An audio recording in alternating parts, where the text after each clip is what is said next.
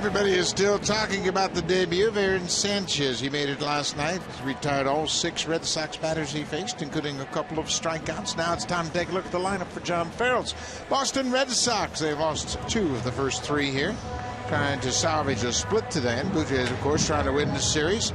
Top of the order, it'll be Brock Holt. He is back in the lineup in the leadoff spot, playing second base. Dustin Pedroia gets the day off.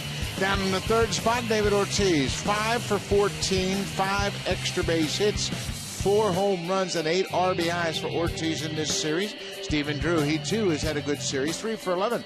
He's hit a pair of home runs and driven in 6. Blue Jays got to take care of Ortiz and Drew this afternoon. Marcus Stroman has been very impressive since he became a starter in late May. Last time out, 7 innings, just 4 singles against the Texas Rangers. No walks. That's the 3rd time that he has done that since he became a starter. This is the first time that the Boston Red Sox have a look at Marcus Stroman. First pitch of the game is in there, and we are underway.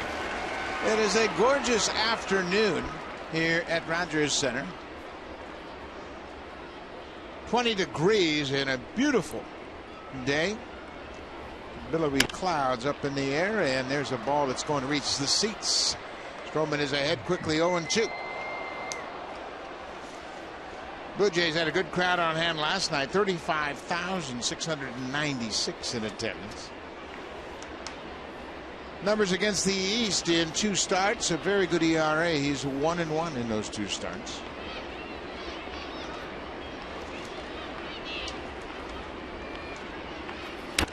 Fouls that ball straight back. He's got a good fastball, and in his last start it seemed like he was getting stronger as the game went along. He was making adjustments in game. He had a good breaking ball. He retired the last 12 batters he faced in that game. I think he is just scratching the surface in his ability out on that mound. 23 years old.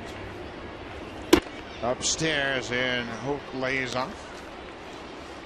Mentioned Brock Holt got the day off yesterday, as John Farrell has utilized him at the top of the order, and he's been a terrific leadoff man for the Red Sox. First day off since May the 17th when he was recalled. There's that wipeout breaking ball, and Stroman strikes out Holt to start the game.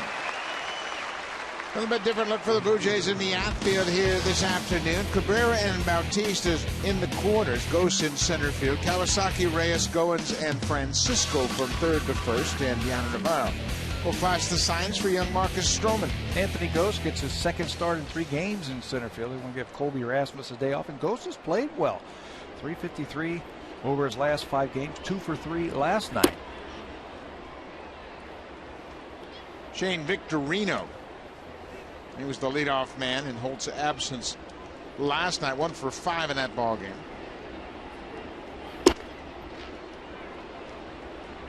Two and 0.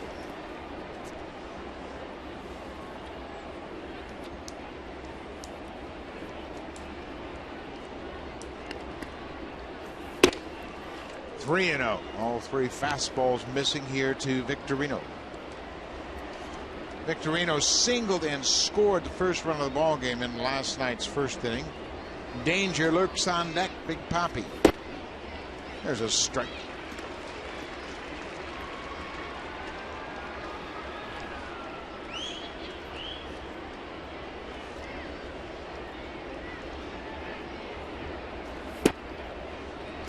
Ball 4. Victorino is on first for David Ortiz, and he's had a big series here at Rogers Center. Well, he's hit a little bit of everything in this series right here. He has homered 4 times in this series. He has gone deep 3 straight games. That's the 18th time he has done that in 3 straight games. Homered is breaking balls, curveball, everything. He has just sat back on it, and he had a premonition that he might start to get hot in this series. This is his favorite ballpark in terms of numbers outside of Fenway Park, and he's proving that in this 4-game series. This is his 108th game in this ballpark. He has 37 home runs and 96 ribbies here at Rogers Center.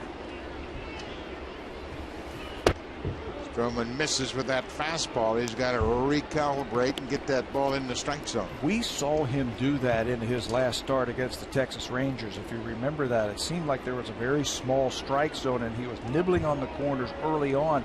He made the adjustments. That's what we were talking about.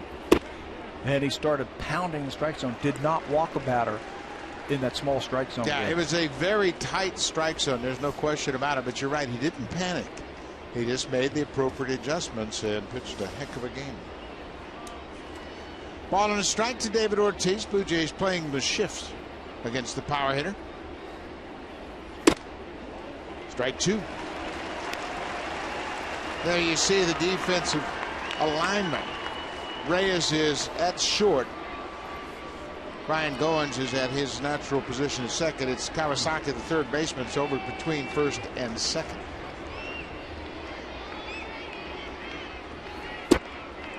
Pretty good pitch, and Ortiz lays on. We talk about veteran power hitters like Ortiz and how with 2 strikes they'll look breaking ball. They will sit on a breaking ball and shorten up their stroke. That pitch that he just took right there showed me that he was looking for a breaking ball. He was sitting on it. Right there, he just wasn't sure because he checked his swing. And in the past, Deanna Navarro has crossed up those hitters who he felt like they were sitting on a breaking ball and thrown fastball right by him. Well, it's a full count now. It's now a matter of whether or not Victorino is going to run. Mike Napoli is on deck. Not running. Ball is hit right to the first baseman, and that'll end the inning. Ortiz hitting hard. He might have clipped Navarro with the backswing, but Francisco caught the liner, stepped on the bag, and Stroman is out of the first inning. Right to the first baseman. Victorino is doubled up.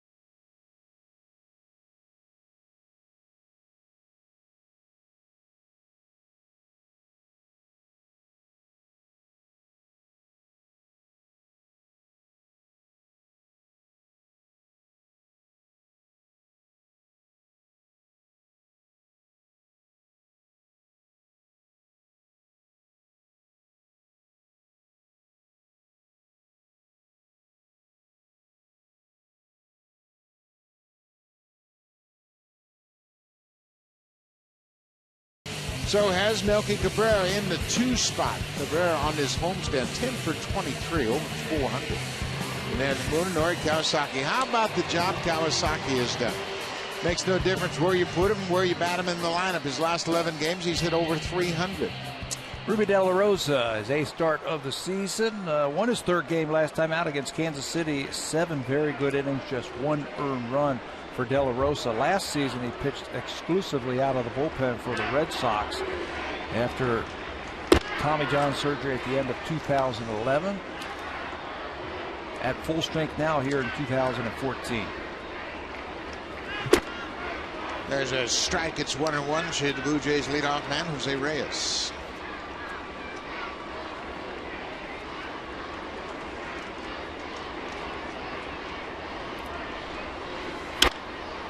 There's a ball off the end of the bat, squib towards shortstop. Drew unloads in a hurry. There's Reyes. Take a look at the defense for the Red Sox. It's Nava, Bradley Jr., and Victorino. Victorino, a Gold Glove winner in right. Bogarts is at third. He's committed 15 errors this season, including an error last night. Drew and Hoda up the middle. Mike Napoli's at first base, and Christian Vasquez is behind the plate. Talented young player at third base in Xander Bogaerts. You mentioned that error last night. That was a big one that cost the Red Sox a run. He's made 6 errors at shortstop and now 9 errors at third base, but he's just 21 years old. He's a very special, talented player. Melky Cabrera takes a first pitch strike. Blue Jays haven't seen a lot of Ruby De La Rosa. Jose Bautista is the only man in this lineup that has an at bat against him. Hard throwing young right-hander. The Red Sox picked him up in that 9-player trade in 2012 with the LA Dodgers. He was a player to be named later that actually came over in October. That trade, the body of it, took place August 25th of 2012. Who do you think won that trade? I think both teams got exactly what they were asking for in that trade. The Los Angeles Dodgers were getting some star players in Carl Crawford and Adrian Gonzalez, Josh Beckett. The Boston Red Sox got some salary relief for their ball club where they could go out and spend some money and get a lot of free agents like they did last year. And they got a good young player in Ruby De La Rosa. Jose Bautista drove in the first Blue Jay run of the night last night. He also drove in the last run. These are very good signs for the offense. I think when Jose Bautista is swinging the bat, that's the guy who makes the offense go for the Blue Jays. He had a multi-hit game here the first day. He had a multi-hit game in last night's game. That home run gave him some big-time insurance. Turned around that fastball from Andrew Miller. Base hit for Bautista, not waiting around. First pitch he sees in the afternoon has a single to left. Bautista has worn out the Red Sox the last 2 years. He's got a .695 slugging average against Boston for the last 2 seasons. Not waiting around at all. Right there against De La Rosa gets that first fastball and drills it into left field. First and second, Blue Jays got a little momentum going early. Gianner Navarro, who has been hitting in the cleanup spot in the absence of Edwin Encarnacion. He was shut out last night. He went 0 for 4, but he scored a run in the first. On Tuesday night, he had a double and a 2-run home run. Takes one downstairs. Navarro's really swinging the bat well right now. Very patient, very selective, short, quick to the baseball. Not a lot of movement up there at the plate when you watch him get set and get ready, and then he recognizes the pitch, and it's a short swing. It's a powerful swing. He's really driving the ball right now. Have him hitting in that cleanup spot to drive in some runs.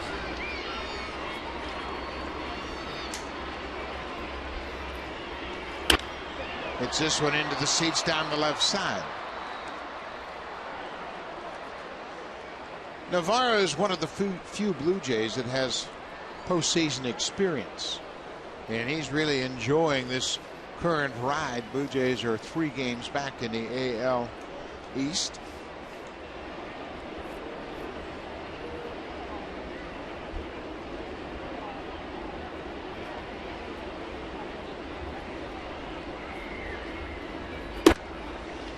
Navarro had a career year in 2008 when Tampa Bay won the division, played in the postseason, and he had his best season. 54 RBIs. He had 27 doubles that year. He has 41 RBIs right now. And hitting really well with runners in scoring position, as you saw that graphic on the bottom of the screen there. And it's all goes back to the approach at the plate. His approach is proper. He's not pulling off the ball. He's staying on it. Try to throw that sinker down and away. He's liable to gap you in the left center field. 3-1. Dan Johnson is on deck. Blue Jays trying to break out early here against Ruby De La Rosa. Johnson back in the lineup. He's in the 5th spot this afternoon. Boy, they're having trouble getting their heads together. Christian Vasquez making just his 7th start in the big leagues, and De La Rosa He too is just making his 8th start of the season. Is basically a fastball changeup type of pitcher. The Red Sox felt that he was becoming a little bit too predictable of what he was going to throw. Throwing the changeup in a breaking ball count. He'll also throw that slider like you see there, and a little bit of a curveball. Fastball changeup has been his best pitches. A good fastball in a good spot. Look at the pitch tracker. Navarro with a 3-2 count. He hasn't had a strike thrown to him yet. Everything is off the plate. Got to be a little more selective. Sinking that ball just off the plate, and that's why he's going to have to go the other way, I think, if they're going to pitch him out that way.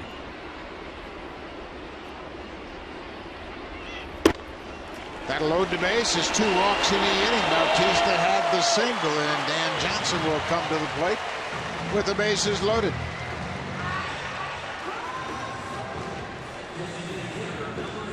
Johnson has 3 career grand slams.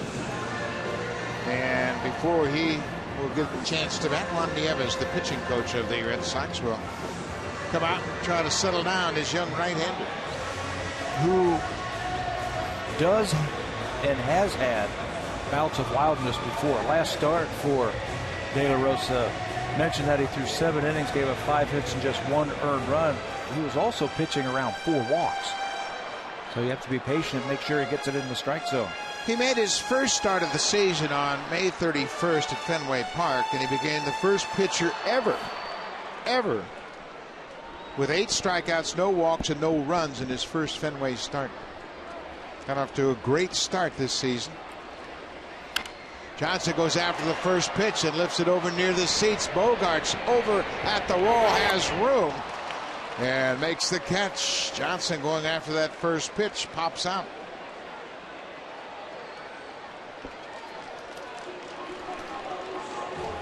So now De La Rosa, and out away from getting out of this first inning jam, will deal with Munenori Kawasaki. And you know Kawasaki will make it tough on him. Johnson swings at the first pitch. It was a fastball right there. He was just a little tardy on it, but you know Kawasaki, he's going to make him work. A couple of walks in this inning. He's not going to go up there hacking away, is he? Nope, he's going to make him throw a strike. Bases loaded, 2 outs. Downstairs. Kawasaki, over his last 11 games, has hit .326.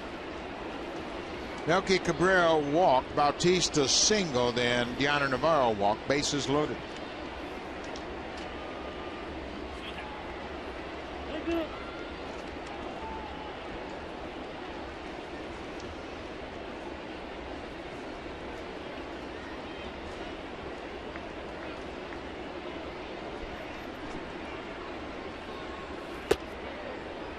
Ball on the strike. Angel Hernandez, the veteran umpire, behind the plate this afternoon.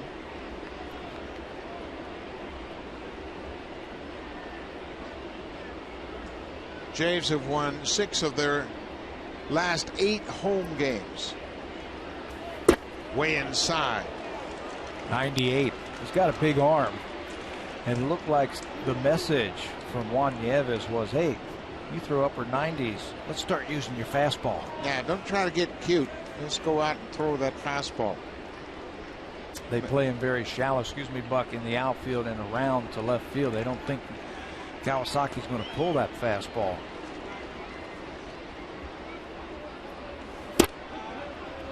.97, and it's a 2-2 count. Last night, Josh Thole burned the Red Sox defense because they were playing him, as Thole referred to, the Juan Pierre shift. And he banged it over their heads for an RBI double.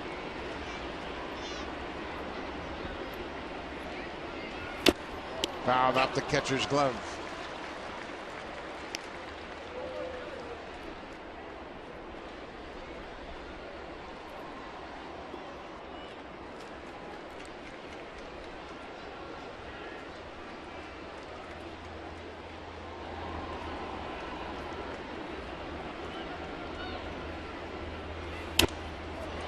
Kawasaki putting up a fight.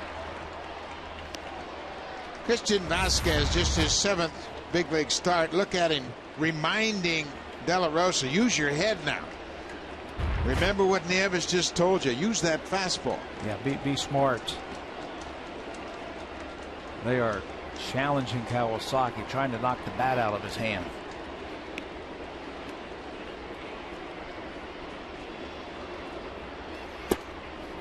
Gets away, and here comes Melky Cabrera. He scores the first run of the game. That ball handcuffed the catcher, went all the way back to the backstop, and the Blue Jays have a 1-0 lead. Probably going to be a pass ball because that was a catchable ball. The young catcher Vasquez reaches for it, and it's right off of his glove through the wickets behind the umpire. Kawasaki signals to Cabrera to come home with the game's first run. Indeed, it is a pass ball. Gets away from Christian Vasquez, go all the way back to the backstop, and Cabrera slides home safely. Full count, 2 outs, runners at second and third. Kawasaki chases a bad pitch that ends the inning, but the Blue Jays take advantage of a couple of walks and a base hit. They take a 1-0 lead. Melky Cabrera scores on the pass ball by the catcher. He reads it well. It's off the glove, and here comes Cabrera. 1-0 Jays.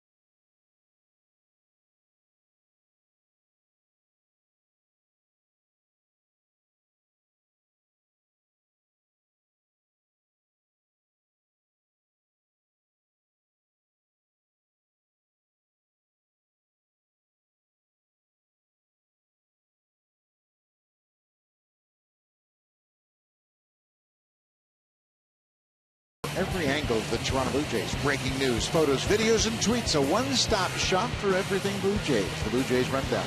Only on Sportsnet.ca, and the headline suggests Sanchez sensational in his Blue Jays debut.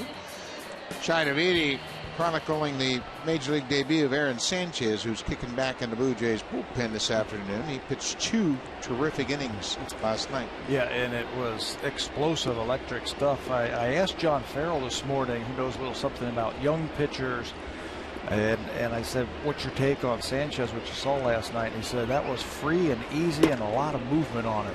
Very impressive. And he didn't once refer to the velocity. Free and easy and a lot of movement. You got to be able to understand pitching, and Farrell, of course, does. He was a pitcher himself, pitching coach, and now the manager of the Red Sox. And it's all about what hitters see. They see that smooth delivery, and then that explosive fastball eats them up. Mike Napoli got a taste of it last night. He was the 3rd out of Sanchez's first inning. Well, he came in and he didn't have what you see, the wide eyes, like the deer in the headlights type of thing. Looked like a guy who belongs here. He was nice and easy. He threw a couple of knee benders to the Boston Red Sox for his first big league strikeouts. Bouncing ball, Goins at second. What a play! That's the benefit of Ryan Goins on defense. He takes a hit away from Mike Napoli. Playing him around to shift. He was going to pull the ball, but Napoli with 2 strikes punches the ball the other way. Look where Goins is starting from. And then with that good, strong arm, he gets to the ball and then accurately and firmly over to first base for the first out.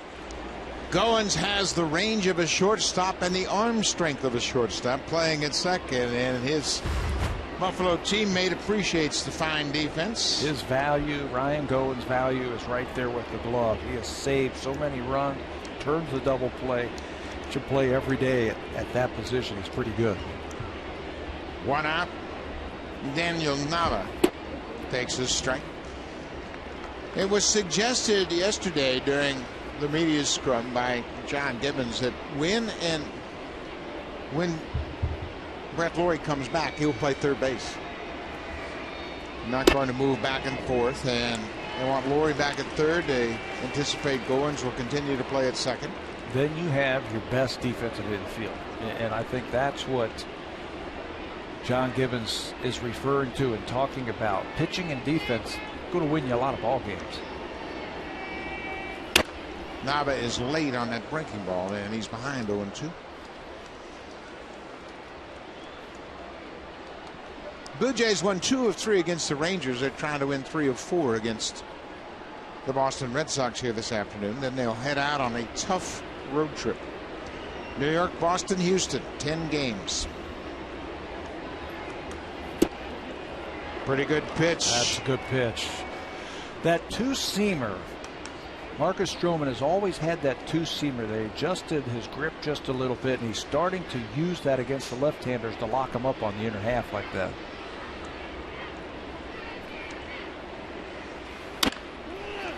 Nava gets jammed on that inside heater. Francisco steps on the bag. 2 down. Well, Aaron Sanchez is from Barstow, California, and he called his family when he got the call. They got here on Tuesday night, and they were here last night to share the experience. That is Mike, Aaron's stepfather, who gives him a big hug right there, and the blonde lady is Aaron's mom, Lynn.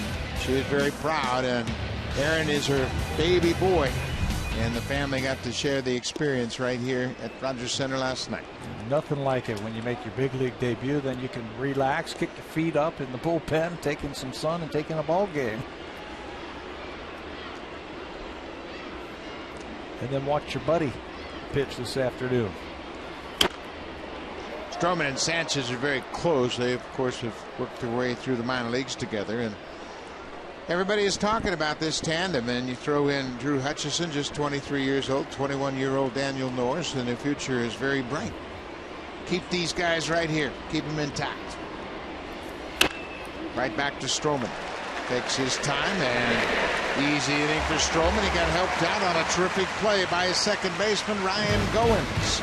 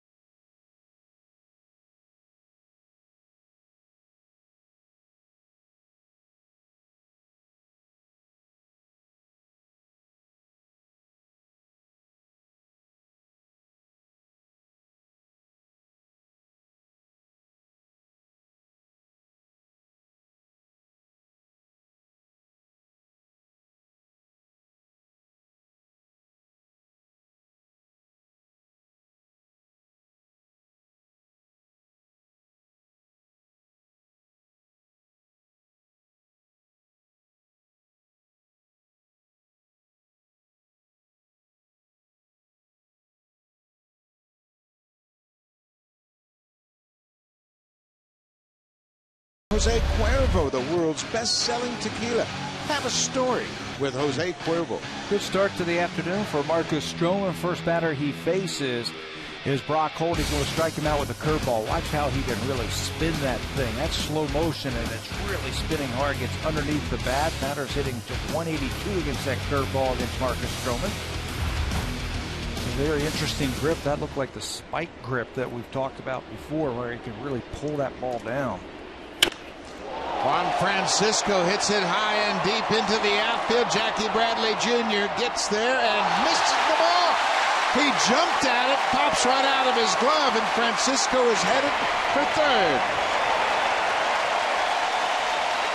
For some reason, Jackie Bradley Jr. jumped as he got to that baseball. He wasn't near the wall. He had more room than he thought. That's what it was. There was way more room for him. He's got to get some help from his outfielders. He was playing him straight away, and he had a long way to go. Just gets on the warning track, and that jump, he mistimes it just a little bit. It hits in his glove and pops out.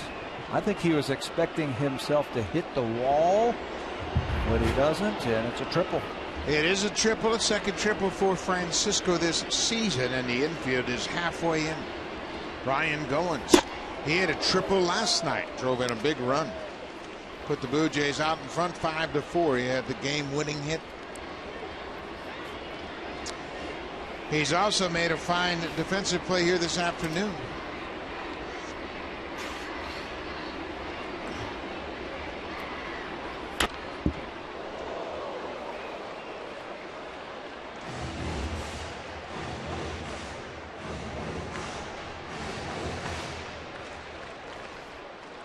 Anthony Gose on deck. Have one coming right by him on that foul ball by Goins.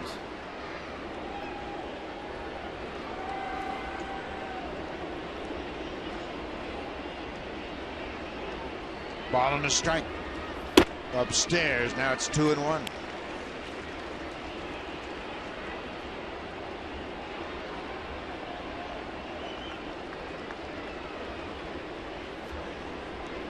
Blue Jays lead at 1-0.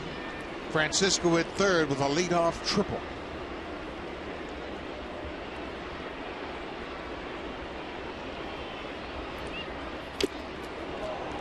Looked like a high changeup that was fouled into the glove of the catcher. I think the Blue Jays have to be a little bit more patient with De La Rosa right now.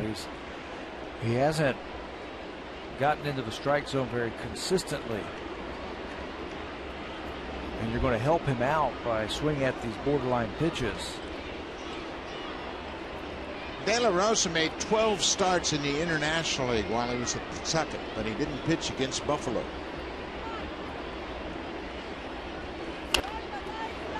This is where Goins really has to battle.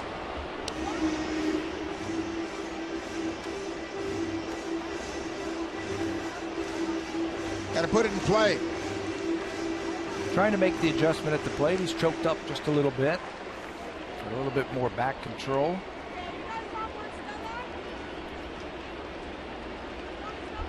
Goins has had an RBI in each of his first 2 games back with the Blue Jays.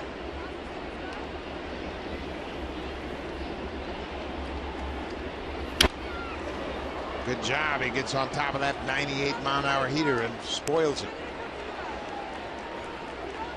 Short and quick. De La Rosa is supplying all the power.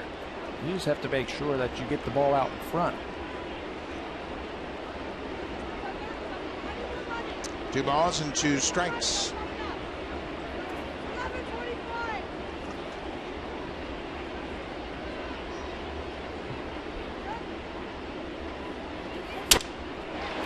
Looper, fair ball.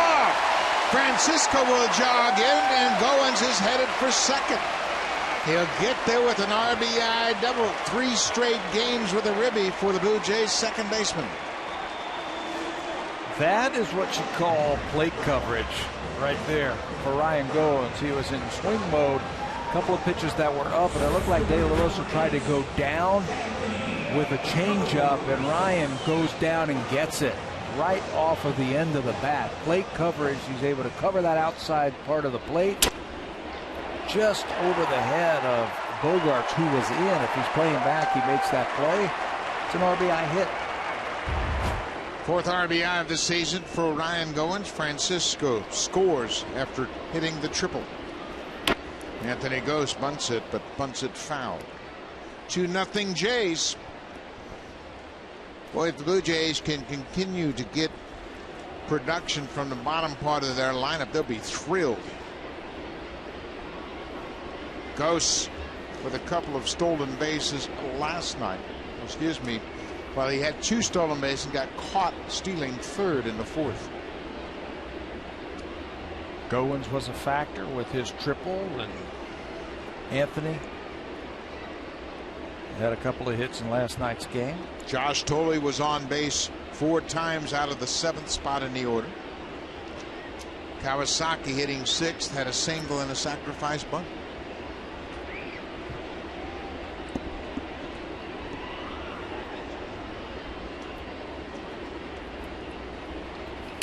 This time Ghost gets it down perfectly. De La Rosa takes his time, and Ghost is just out by a half a step, but a well executed bunt. On the bunt, Goins moves to third, and Ghost will be credited with a sacrifice. Boy, he really deadens this one right off the end of the bat. He put it out nowhere. No man's land right there. De La Rosa almost threw that one away. Nice job by Napoli on the back end to grab it. Watch how that ball just deadens. And a successful sacrifice bunt. Now the infield has to come in. Jose Reyes grounded out to short his first time up. Makes the first pitch strike. Tack on runs are huge. Early in the game, Blue Jays have a 2-0 lead. Another runner down at third base in Ryan Goins.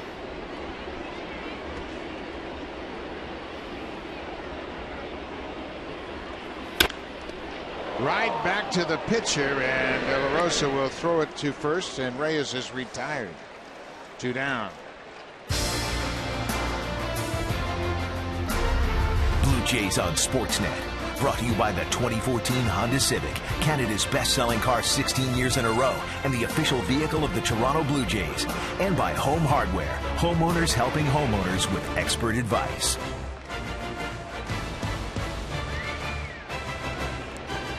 Beautiful afternoon in Toronto. Ryan Goins with an RBI doubles at third. Now 2 outs. Melky Cabrera took a pitch in his first at bat. I bet she doesn't take one here. Ducks on the pond. He did. He took a strike. Melky has 50 ribbies for the season. He's had a fine offensive season.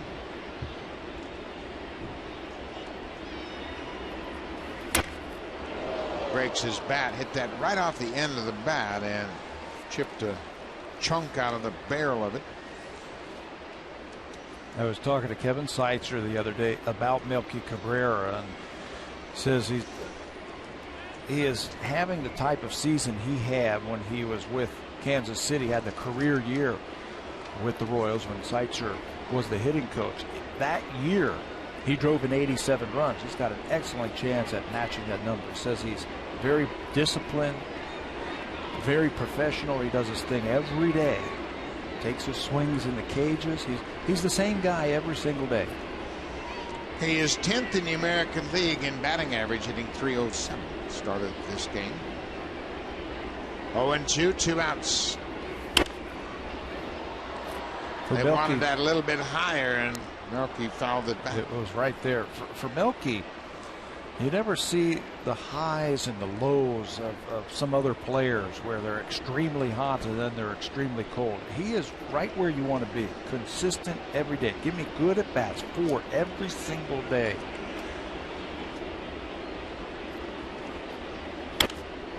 Spoils a pretty good pitch there as he got a piece of that 97-mile-an-hour heater. Melky will turn 30 years old on August 11th. He started out his career with the New York Yankees, and he had that great season in Kansas City in 2011. A career high in most offensive categories.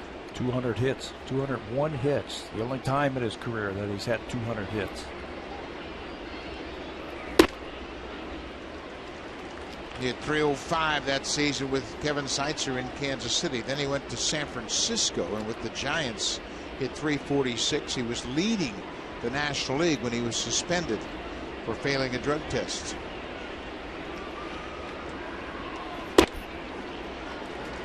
He's in the prime of his career. He's going to be an interesting problem for the Blue Jays, and a good problem. He's a free agent at the end of the season. He's a good player. Played great defense this year. He's 7 outfield assists, and the offense speaks for itself. 2-2 pitch. Now 3-2. You know what Melky Cabrera is? He's predictable. He's reliable. You know what you're going to get. You mentioned the routine, the regimen. Consistent. Full count, 2 outs. There's a drive, and that's going to get down and go all the way to the alley. Cabrera's headed for second. Victorino's throw, not in time. What an at-bat for Melky Cabrera. He was behind 0-2. Worked De La Rosa to a full count and delivers his 24th double of the season. Not a pitch out over the plate. They were trying to get him to fish for something off of the plate, and he wouldn't go for it. And then again, another changeup. That's his bread and butter pitch. It's right there. Melky stays back, and that ball's driven into the gap. 2-out base hit. Victorino has a strong arm, but his throw is late to second base. 3-0 Jays. Jose Bautista singled on the first pitch he saw this afternoon. Tack on runs, they're huge. Those 2-out RBI singles. You score 1, the other team's got to score 2 to beat you.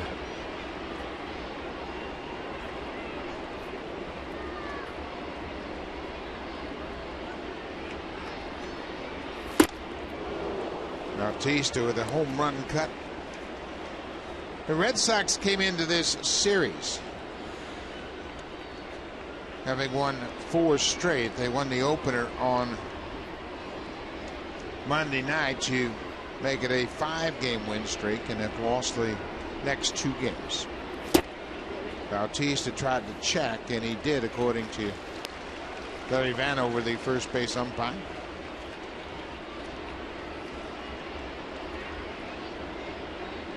This approach against De La Rosa a little more reminiscent of the way the Blue Jays hit in May. Patient, selective, forcing De La Rosa over the plate. He's coming up on 50 pitches already, and it's just the second inning. When you're patient like that and you force him into throwing you strikes, pick one out, hit one hard. They've already had 2 doubles and a triple this inning.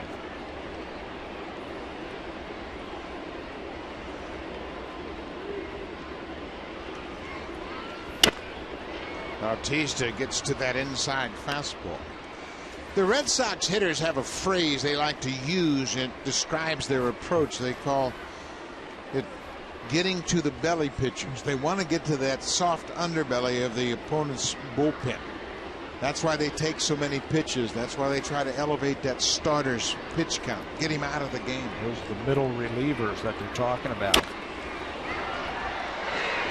Their goal is to get that starter out by the 5th inning.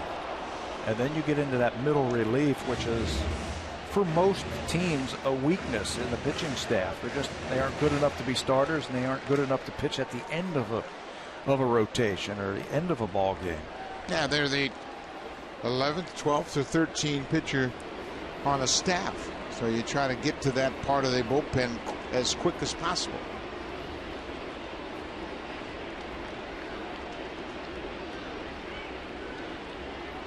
Two and two to Bautista, and he asked for time as De La Rosa took a little extra time. We mentioned the Jays have won 6 of their last 8 home games, and they've won 6 of their last 7 against the Red Sox.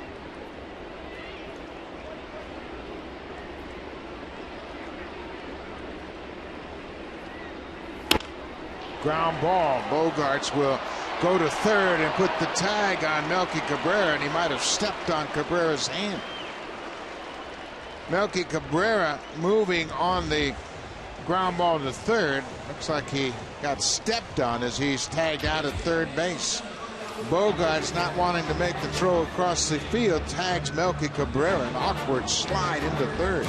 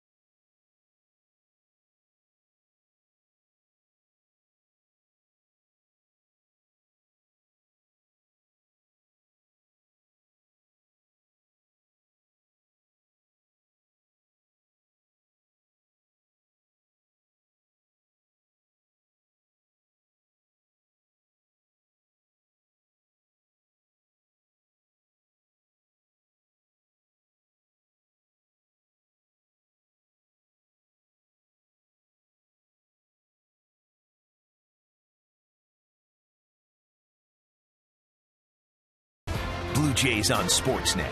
Brought to you by the 2014 Honda Civic, Canada's best-selling car 16 years in a row, and the official vehicle of the Toronto Blue Jays. Melky Cabrera was tagged out sliding into third base. You can see all the dirt. He took a very awkward slide into third. And then after the inning, here's the slide, and it wasn't very pretty at all. Bogaerts tags him out. And then after the inning, he was getting ready to take his position in left, and Reyes is giving him all kinds of grief. Who taught you how to slide like that? Yeah. Where did you learn that? And he said, okay, I've had enough of that. Go out into your position and play. And he's like still ribbing him. And Melky says, all right, I've had enough of you. Now get back to shortstop now. Leave me alone. Reyes is truly the instigator on this team, and he was giving Melky Cabrera grief about that slide. That's a great sign. Melky's okay, that's the first thing, and Reyes is just having some fun.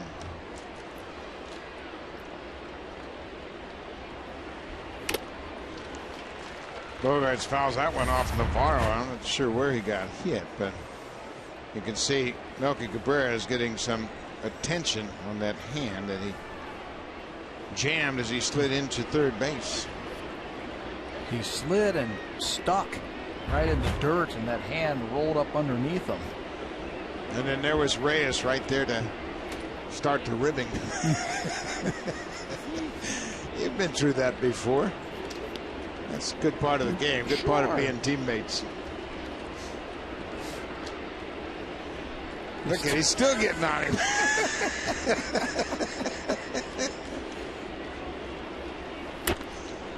Bogaerts fouls it back. He's behind 0-2. Blue Jays have a 3-0 lead. That makes everybody happy. Yeah. Now Melky cannot wait for Reyes to do something funny so he can get all over Hill.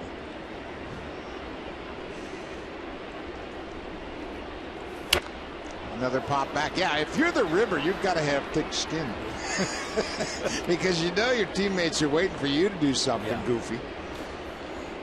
But Reyes, every single day, he is chirping at somebody on the team during batting practice. Somebody will hit a fly ball to left and think it's going out of the ballpark, and he won't let him up. Yeah, he'll ask him, did you get it? Did you get it? And if they say yes and it stays in the ballpark, he is all over them. Get out of the cage. This is popped up and playable. Reyes looking up into the bright sun. I hope he catches it. Let's take a look at Marcus Stroman and what he features when he takes to the mound. His fastball is very good in the low 90s. Throws it 56% of the time. Cutter, slider, curveball, changeup. He's also working at a two-seamer with some good running action on it. His curveball, I think, is the big pitch that he'll use. He'll sweep it against those right-handers, and a slider that's outstanding. Jackie Bradley Jr. and a ball bounced out of his glove in the bottom of the second that led to a Juan Francisco triple. And then Francisco was cashed in by Ryan Goins. 2-0 to the Red Sox center fielder. Francisco with his second triple of the season. Goins picks up the RBI.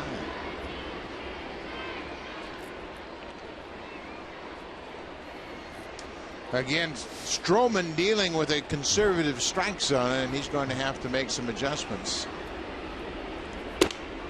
Here he loses Bradley Jr. on 4 pitches. That's the second walk he has issued. But this game is all about adjustments, whether you're a hitter, a position player, or a pitcher. You have to be aware of what's going on and make the appropriate adjustments. We have seen Marcus do that here early in his career. Most of the time it's the adjustments of your release point or your mechanics in pitching. Right now he's been a little bit too quick.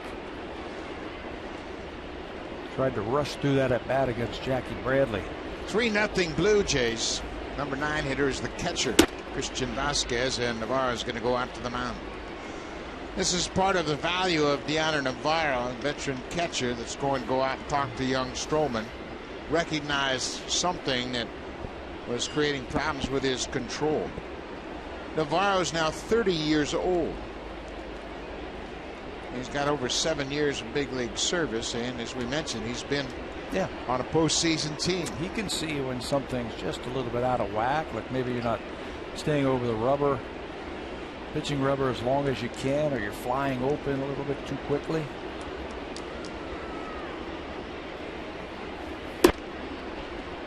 Whatever he said, he's got to write it down.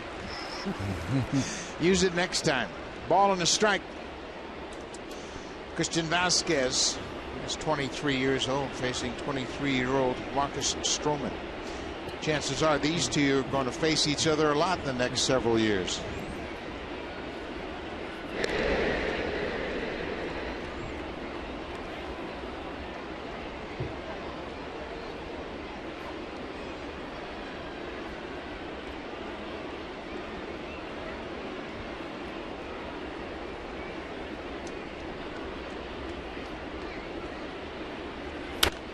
Foul.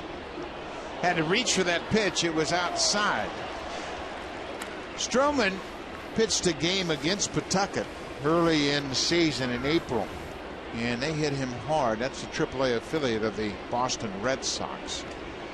He gave up 10 runs, 10 hits on and 4 runs in 5 1/3 when he faced Pawtucket. It's early in the season. That was prior to his first call-up. So I'm sure Vasquez faced him at some point there, so he's given the scouting report to his teammates. 2 balls and 2 strikes. Marcus Stroman with a 3-run lead.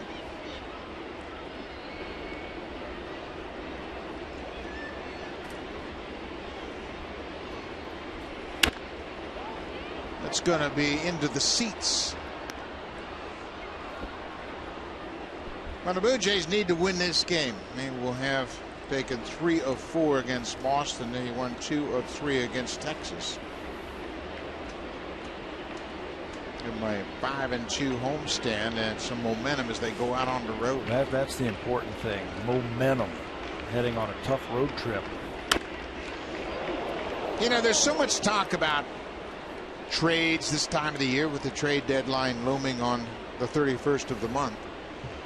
But the Blue Jays got a little shot in the arm when they made the moves to bring up Esmil Rogers, Ryan Goins, and Aaron Sanchez. Just the reinforcements, if you will, coming from the minor leagues. You talked to some of the players and the coaches, and they felt it. They felt a little jolt in that clubhouse and on that bench.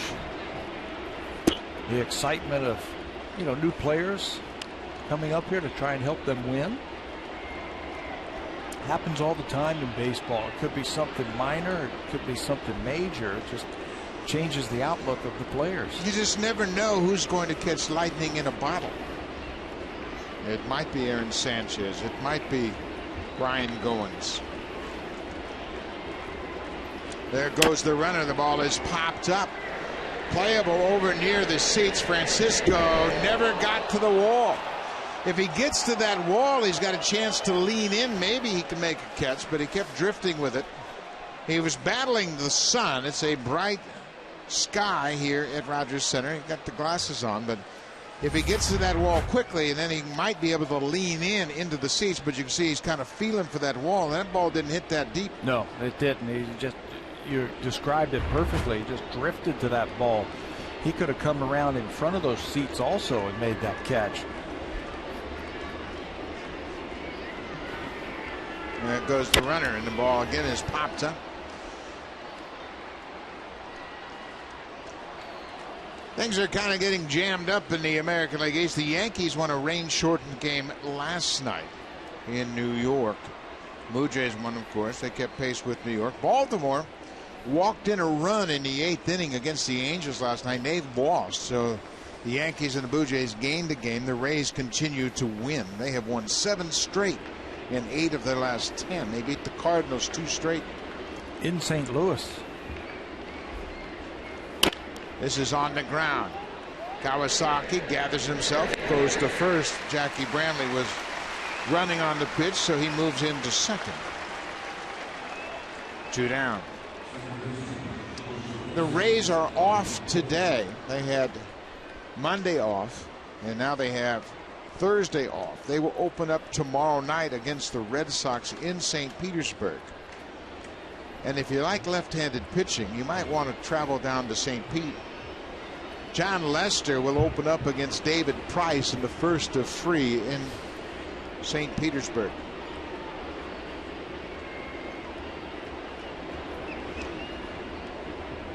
Two outs, Brock Holt, the leadoff man. It's a first pitch strike.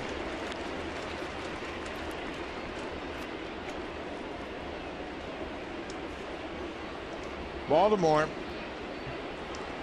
moves up north to Seattle for tonight's game. They started out in Oakland, went to Anaheim, and now they are in Seattle for the night game tonight. Wei-Yin Chen at 10-3 goes to the mound for the Orioles against Hisashi Iwakuma. And then tomorrow, Kevin Gausman pitches a night game Saturday night in Seattle against King Felix. He's 11-2. They haven't had any easy pitchers out there. They faced Sonny Gray and Jeff Weaver last night. I mean, that's a grind when you go out west. The Blue Jays went out west right before the break, and they played Oakland and the Angels, then finished up with Tampa Bay, and of course they had a 2-8 road trip. Still have Seattle 7 more times this year. Fighting for that wild card. They're very close. It is tough sledding in the American League West this year. Oakland, the Angels, Seattle, Houston's improved. Texas, of course, we just saw them, and they're banged up. Connor Navarro trying to guide Marcus Stroman through the top half of the 3rd. Brock Holt with an 0-2 count. Strikes him out. Navarro will clear the space and throw to first for the inning ending out.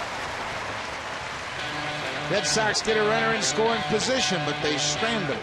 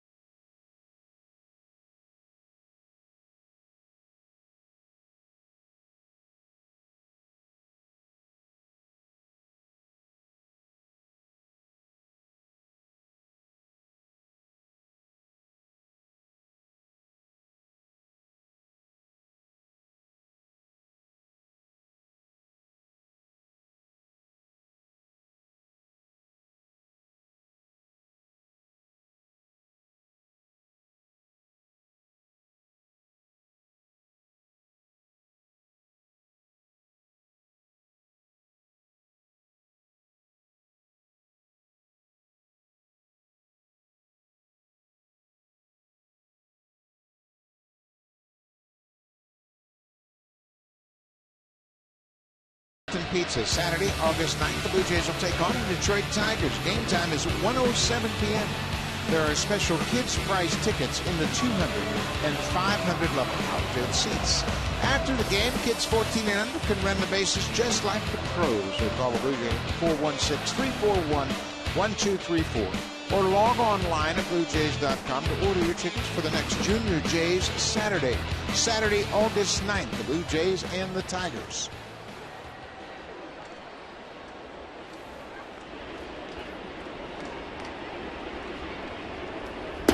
Down in Navarro takes a wide one from Ruby De La Rosa.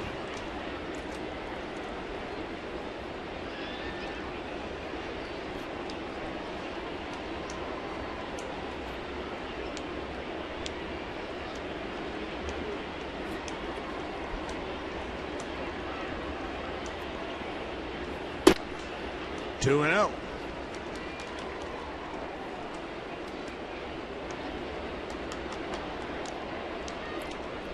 Interesting. Didn't like that baseball. Warms up the whole inning, throws a couple of balls, and then throws them out. It wasn't working.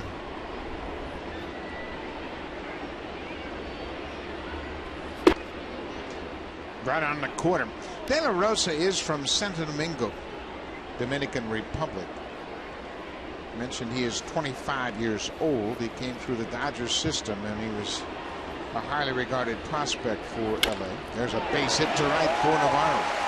That pitch was upstairs, and he leaned on it and rips it into right. He broke rules. He broke barriers. He shook the world. Get On Up, the James Brown story. See Get On Up in theaters August 1st.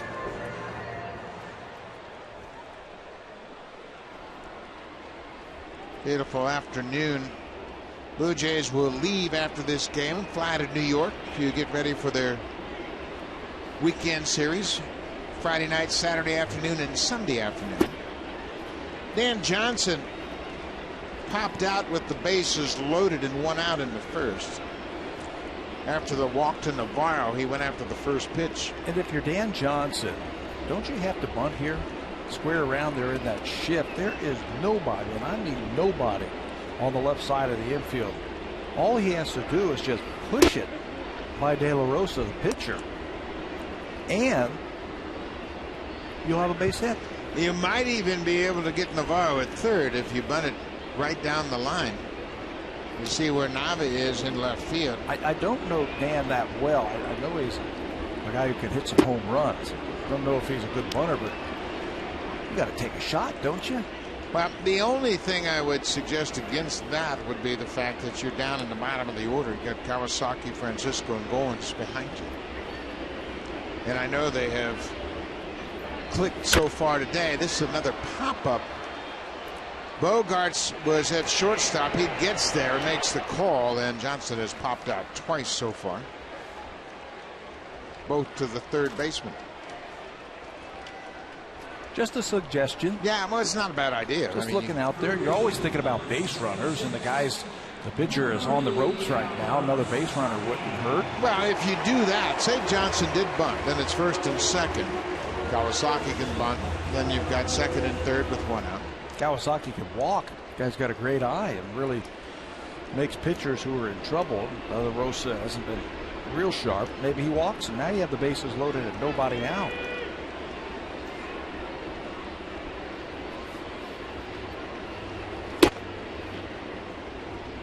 Kawasaki very patient, very selective at the plate.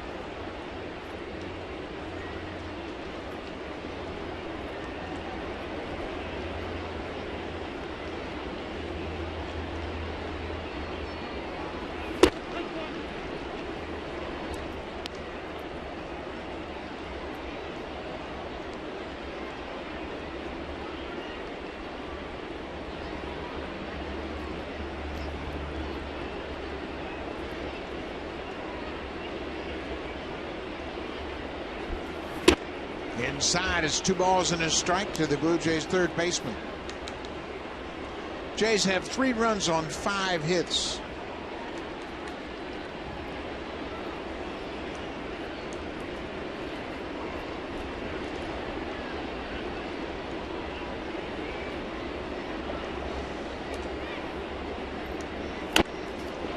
Little tapper back to the mound. De La Rosa throws to second. Well, he made a nice play on that. He made a good play earlier in the game when he grabbed a hot shot back to the mound. That was a good play. Showed great athleticism as he makes that inside turn. That's an excellent play. Falls off to the first base side, gathers himself, backhands it, and then flicks the ball to second base to get the lead runner. Catches. Look at that. It looks like a shortstop dropping down like that and getting that lead runner. Very nice play. It keeps a runner off of scoring position. Kawasaki's at first on the fielder's choice. Juan Francisco hit a triple to start the second inning. Oh, he had a good cut. He got a fastball and he fouled it straight back. De La Rosa again, fastball, changeup basically are his best combinations. And Francisco is a fastball hitter. He tripled off of the fastball his first time up and then had a big cut there. Mentioned Francisco with 2 triples. He's got 12 doubles and 14 home runs.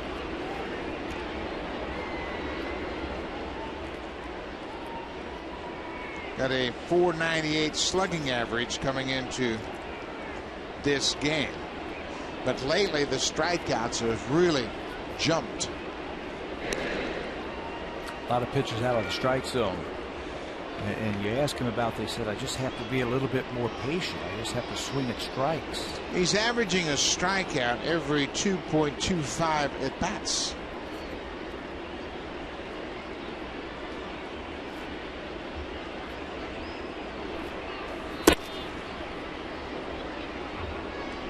We have seen Vasquez in this series throw behind runners, and he'll throw to any base, so Kawasaki has to make sure he doesn't drift too far off first. The more I watch him, the more he reminds me of Pudge Rodriguez. Built low to the ground, quick hands, very quick feet.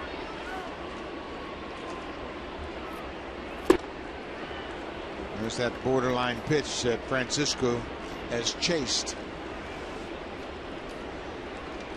1 ball, 2 strikes, 2 outs. The Blue Jays are up 3-0 against the Red Sox and Ruby De La Rosa. Kawasaki is at first.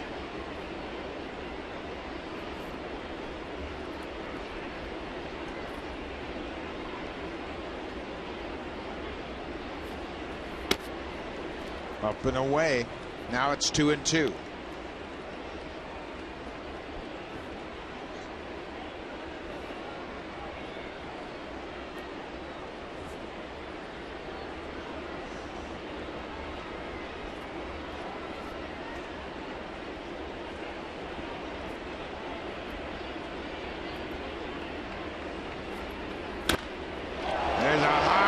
Drive to right. Victorino at the wall. Goodbye home run. Juan Francisco, his 15th homer.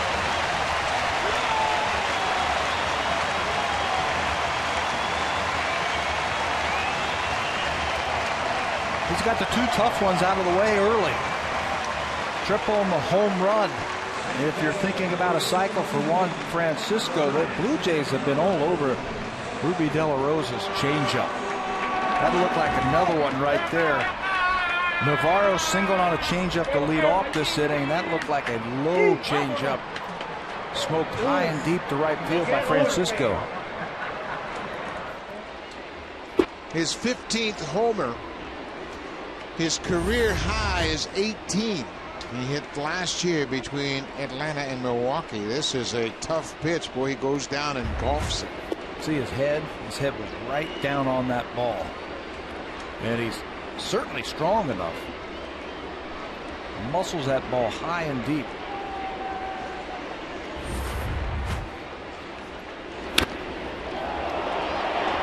Francisco hit 5 home runs last year with Atlanta and 13 more with Milwaukee. That's a career high. 18 home runs. He's just 3 away from that.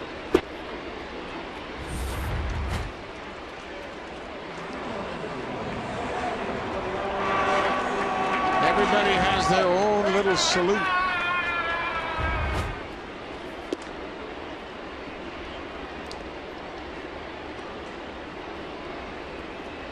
George Brett joked that that's what got him out of coaching. He couldn't remember all the different salutes. After a guy got a base hit, the different signs, the sign language.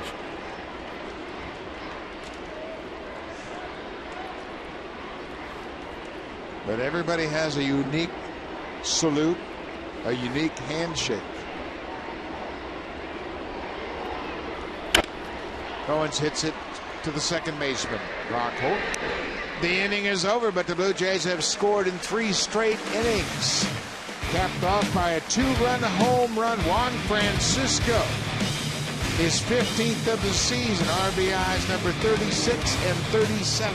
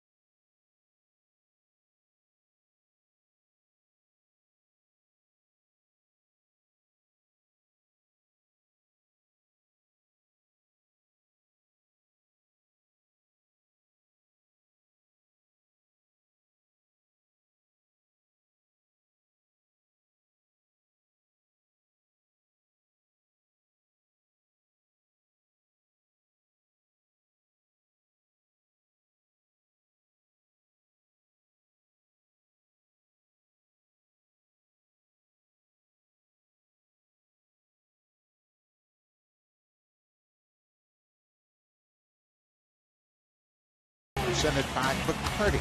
Friday, August 8th, the Blue Jays will take on the Detroit Tigers. Game time is 7:07 p.m. Come on down to Rogers Center early and check out the pregame festivities happening outside of Gate 10. You can win great prizes, enjoy the live music, and there's a licensed area. Gates open at 4:30 p.m. So call the Blue Jays for tickets at 416-341-1234 or log online at bluejays.com and get your tickets for Summer Friday Fan Festival. All presented by Bacardi. Shane Victorino, number 2 hitter, takes one up and in. Victorino walked. One of 2 walks that Marcus Stroman has issued here so far this afternoon. Ball on a strike. The Red Sox have 2 base runners, just those 2 walks.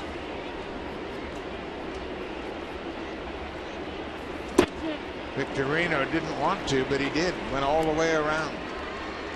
Ortiz is on deck. Shows you the kind of running action he has on that fastball. That thing rode right underneath his arms. Now you got to make the ball go the other way.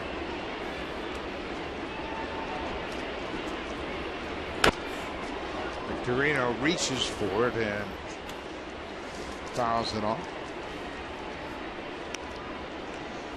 Shane Victorino is from Hawaii. Grew up on Maui, Wailuku. Nicknamed him in Philadelphia the Flying Hawaiian. Wouldn't chase that eye heater. Better nickname than that. The Flying Hawaiian. He could really run too when he was younger. On the ground, Reyes hits short, gobbles it up in time, 1 down. So that'll bring David Ortiz to the plate. He's hit 4 home runs in this series. He's always enjoyed hitting home runs here at Rogers Center. These are the home runs that have traveled 425 feet or farther here. 2014 at Rogers Center. Edwin Encarnacion has hit 6. Juan Francisco 4. David Ortiz, a visiting player, is hit 3. Bautista has 3 as well. What has he played? 6 or 7 games here this season? He's already hit 3 of them. Now, we haven't put the Juan Francisco home run in there just yet. That's the spot where Ortiz hit his home run yesterday. This is his 9th game today. 9th game. The home run by Francisco, I think it might have gone 425 foot high. Yeah, it was a big, high rainbow home way run. Up there. Some big men right there, Francisco and Ortiz. It's really interesting how opposing players hold Ortiz in such high regard. You could see Navarro was giving Ortiz plenty of time to regroup after fouling a ball off his leg. Navarro returning the courtesy as Ortiz hit him in the top of the mask with a swing in his first at bat. Respect. It's respect for each other.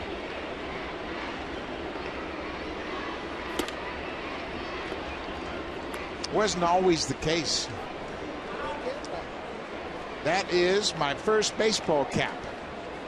And you got the old earphones on to protect him from this crowd noise. Great to have the young fans here. Be a couple more years before he'll be partaking in the Junior Jays Saturday night. I thought he was listening to Jerry and Joe on the radio. That's what I thought those earphones were. There's a changeup, and Ortiz strikes out. 3 strikeouts for Stroman. Busting him up and in with a fastball. Tried to move Big Papi off the plate, and then watch this one. Down and away. Watch the movement, the timing. Just messed up by the big slugger. Picks up his 3rd strikeout. 2 down. Mike Napoli was robbed of a base hit his first time up. Ryan Goins, the second baseman, took a hit away. Boy, he was looking to ambush that first pitch, wasn't he? That one, it was a little in. Mike likes that ball up and out over the plate.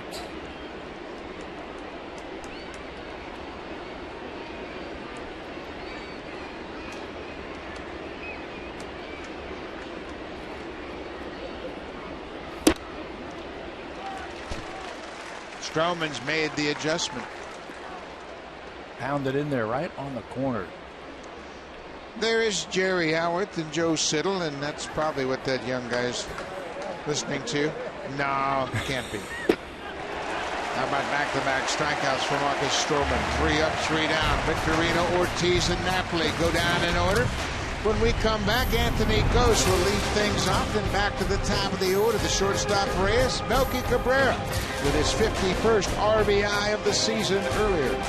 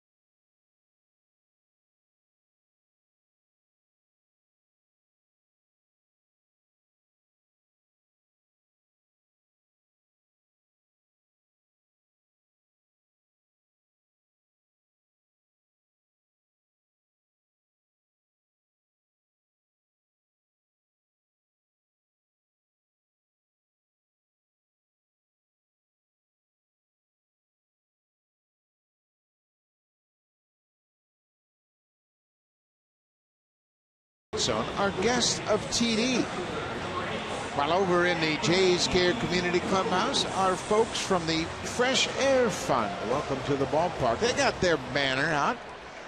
Today is Banner Day, as there are a lot of campers who have come to Rogers Center from their summer camp venue, and they have had a banner contest, something that has been a big tradition with the Blue Jays going back to Exhibition Stadium.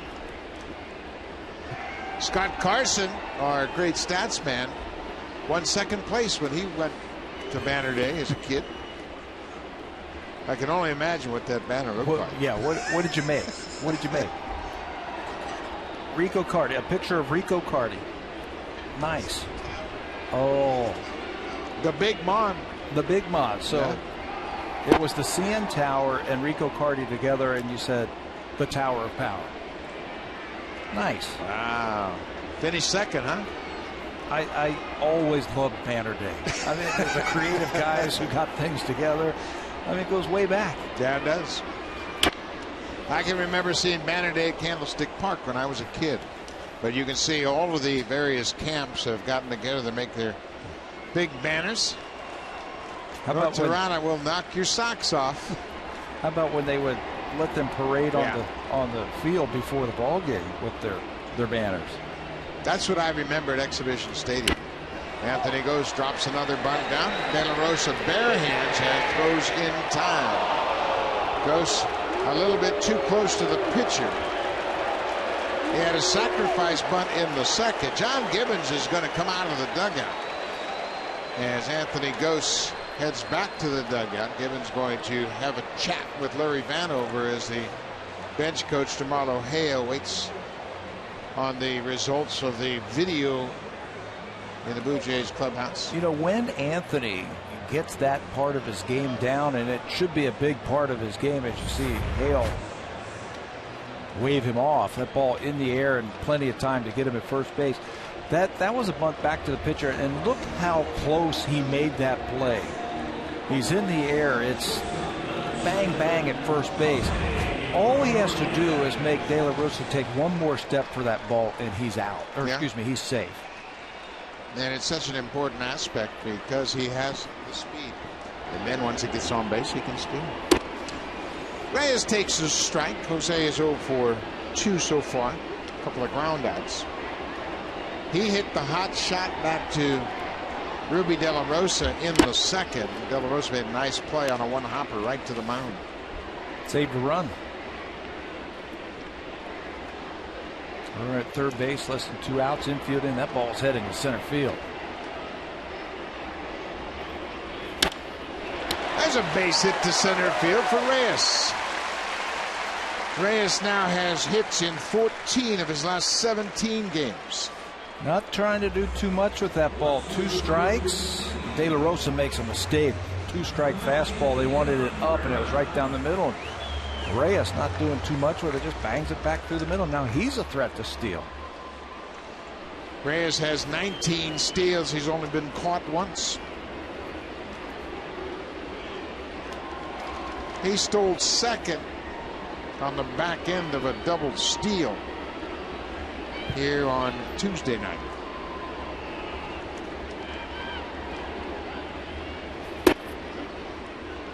Melky Cabrera taking all the way.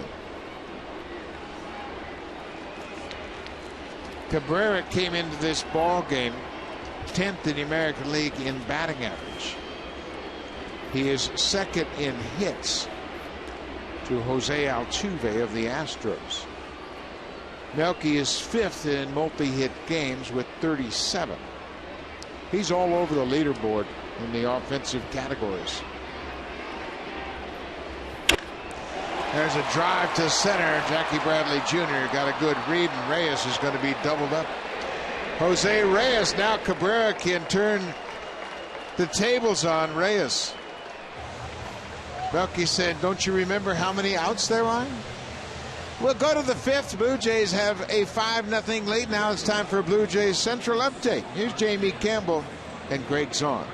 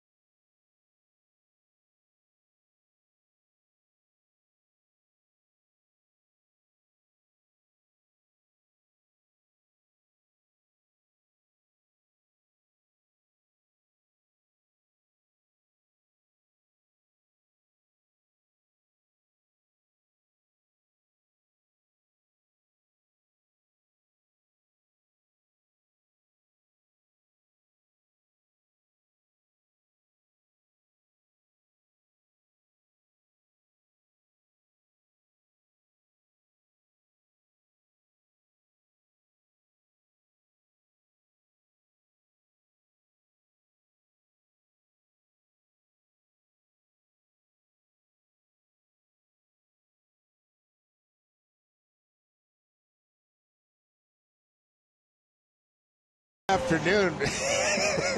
Good-hearted ribbing for sure, as Reyes forgot how many outs they were. And then Cabrera thumps him on the head and says, "You can't do that. You ran into a double play." Come on. What? Hey, if you're going to give it out, you got to take it. Absolutely.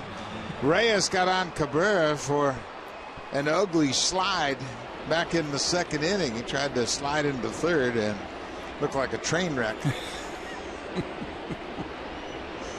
Boys are having some fun today, and they're up 5-0. Daniel Nava will lead things on.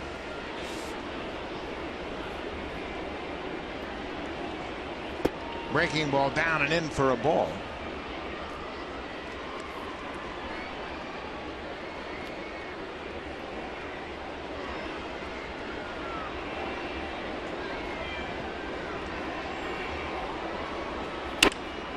He's late on that fastball.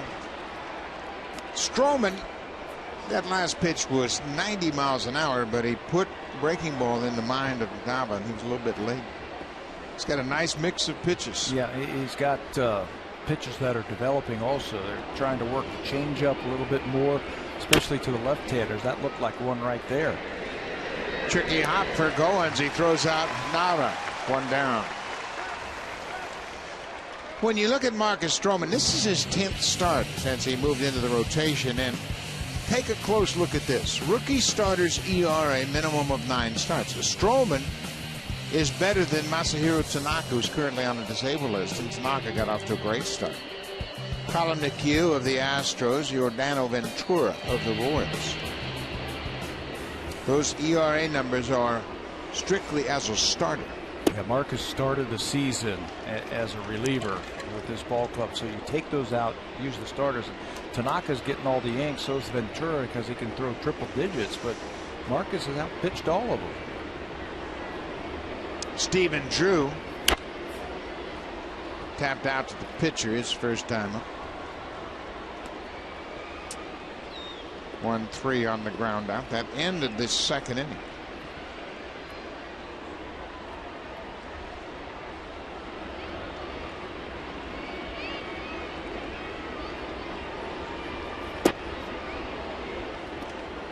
Oh, and 2.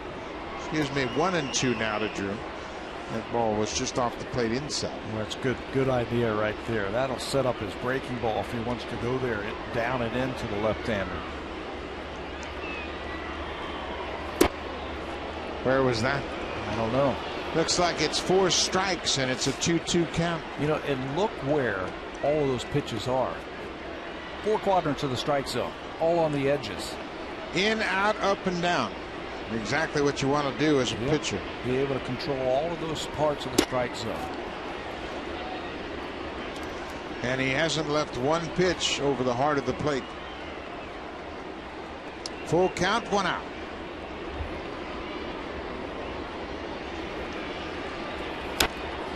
And he throws a breaking ball. We mentioned the 10th start of his young career, and his numbers as a starter are impressive. There's the great earned run average of 2.5. He's won 4 games already. Opponents hitting just .223 against him. And one other thing that we saw for Marcus Stroman in his last outing, and remember that when he got a couple of runners on base in scoring position, how he was able to dial it in and dial it up. Got a couple of big strikeouts to save a couple of runs against the Rangers. The good ones can do that. Tough situation, close ball game. He gave up back-to-back hits to start the inning and struck out the next 2 batters.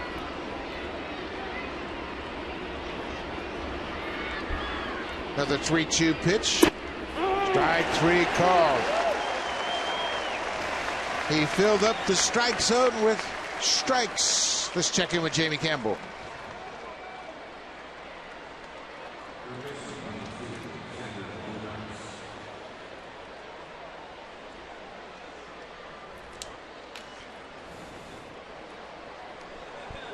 Go Jays!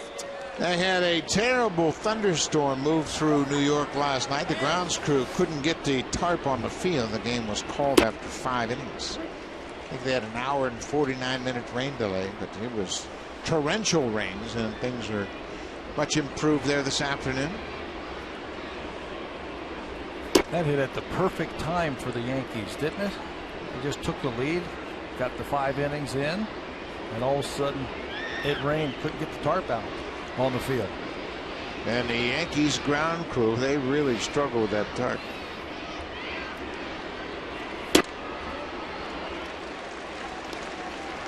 One and two to the Red Sox third baseman Xander Bogaerts.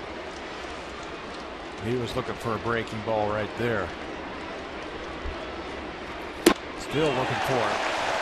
Back-to-back strikeouts. Marcus Stroman has retired 7 straight. The Red Sox looking for their first hit.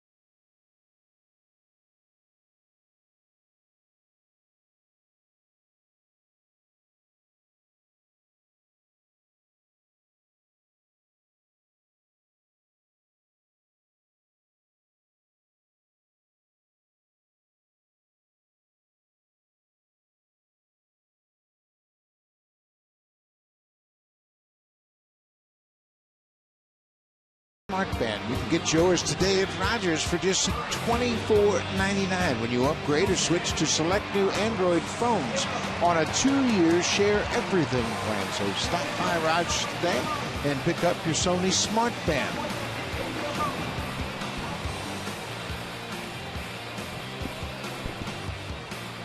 What a beautiful day here in Toronto. Ferries are going back and forth between the mainland and Center Island, and it's a good afternoon to skip out early and come to the ballpark. Look out. Bautista got hit on that first pitch. Yeah, he was trying to get out of the way, and that ball just kept following him and caught him in the back. Tried to lead him off with a breaking ball, and that's probably his third best pitch, the breaking ball, and it just slipped out of his hands and hit Jose. Right on the elbow pad. Looked like it clipped him in the ribs as well. He had that elbow pad and took the brunt of that, but he might have bounced and cut him in the rib cage. So leadoff man is aboard. Deanna Navarro is 1 for 1 officially with a walk. Walk came back in the first. Blue Jays lead it 5-0.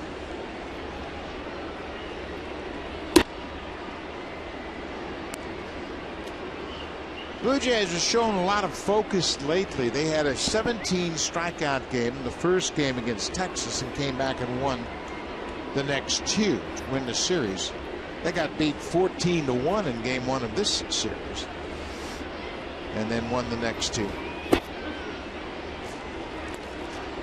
Sometimes when you get embarrassed like that, you kind of man up just a little bit and say, hey, we're better than that. And they've done it.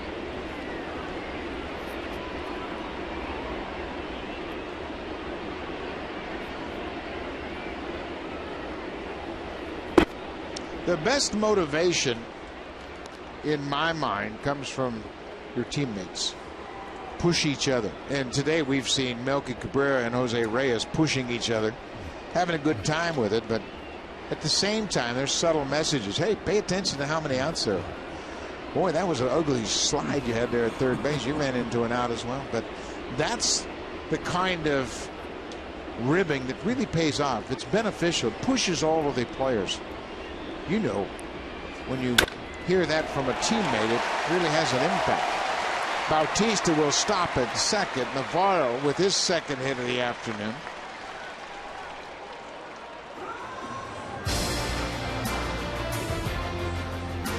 The 2014 Honda Civic, Canada's best-selling car 16 years in a row, and the official vehicle of the Toronto Blue Jays.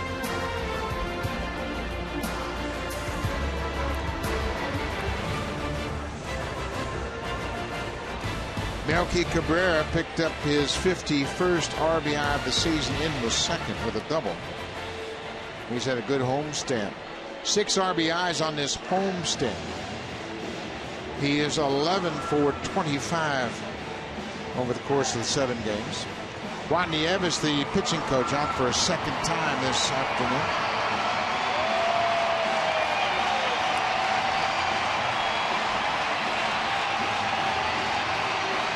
Red Sox have started their bullpen. The right-hander Burke Badenhop is loosening up. A lot of pitches and a lot of base runners so far for the Blue Jays. Time to cash in a couple of more.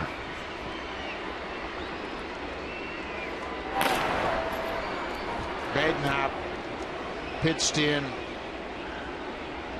game 2 of this series. Dan Johnson has popped up twice this afternoon.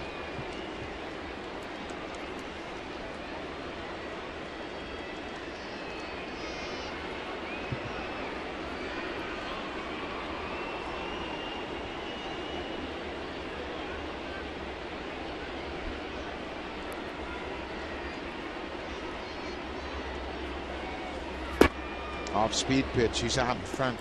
Johnson last year was with the Yankees in spring training. Signed with the Yankees in January of 2013. Spent most of the season in AAA, Scranton Wilkes-Barre.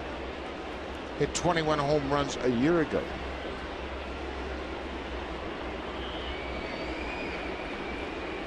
He finished up the season with the Baltimore Orioles.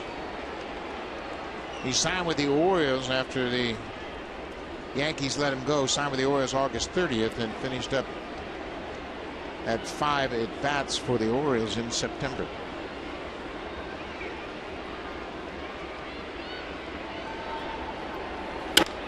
Drives this ball into center, and that's going to get down. Bradley Jr. plays it on a hop. That'll load the bases for the Blue Jays. A hit batter and 2 singles. Not a way to move those runners up. Good job on the bases by Bautista and Navarro, getting out there far enough in case that ball falls in there. They could move up 90 feet. Looks like another pitch that's up in the strike zone, and Dan Johnson whacks it into center. Good job by Bradley to trap that ball, but the base runners had already moved up. Bases loaded, nobody out, and that's going to be it. John Farrell has come out of the dugout and he's made the call to the bullpen. Munenori Kawasaki is the batter. Ruby De La Rosa will leave after giving up 5 runs on 9 hits. He gave up a triple and a home run to Juan Francisco. He turns things over. The bases are loaded. Burke Badenhop into the game.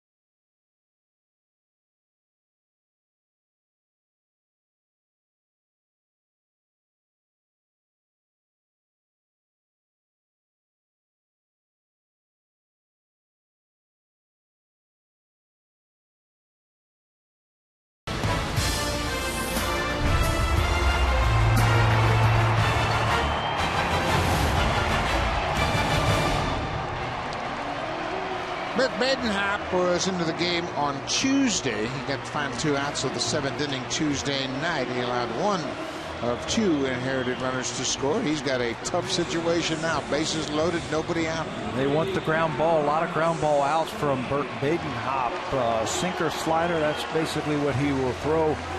You can see the infield in the corners. They're going to come home on anything on the ground. Badenhop, he leads the Red Sox relievers in innings pitched this year. He also leads the majors with 12 double plays as a reliever. Nobody out. Munenori Kawasaki inside, ball 1. Kawasaki is 0 for 2. He scored back in the 3rd on the home run by Francisco. 5-0 Jays. Kawasaki lines out to the shortstop. He hit it hard right to Stephen Drew. Well, you can't guide it. Did exactly what you want to do with that sinker right there. Just go the other way, but he hits it right at Drew for the first out. Positioned perfectly. Good job by the base runners. Any line drive, get back. Juan Francisco has tripled and scored, and he's also hit a 2-run home run.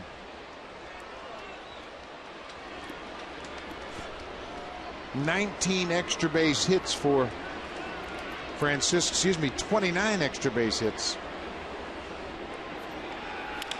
Drives this one, and this is trouble. That's going to drop. Bautista's in to score right behind him. Here comes Navarro. Big day for Juan Francisco. 3 legs of the cycle.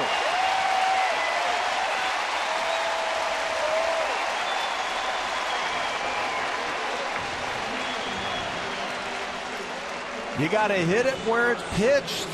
Badenhop's looking for the ground ball after the line out. He's looking for the ball on the ground, so he leads him off with a sinker. Watch this ball dive down and away, but Francisco enough plate coverage. Right off the end of the bat, right down the left field line for a couple of more ribbies. Stay fair. Navarro did a good job of reading that. He is right behind Bautista, who had to stay and tag at 3rd. Ryan Goins has an RBI double so far. Francisco with 4 ribbies today. The left-handers are seeing that hard running fastball from Badenhop. They're not trying to pull it.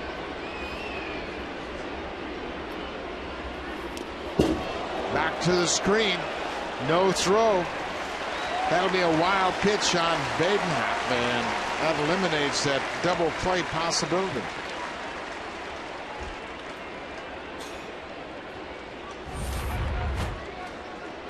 Looking for the ball away, and he pulls it all the way across the plate to the backstop. So now that'll force the Red Sox infielders to come in once again.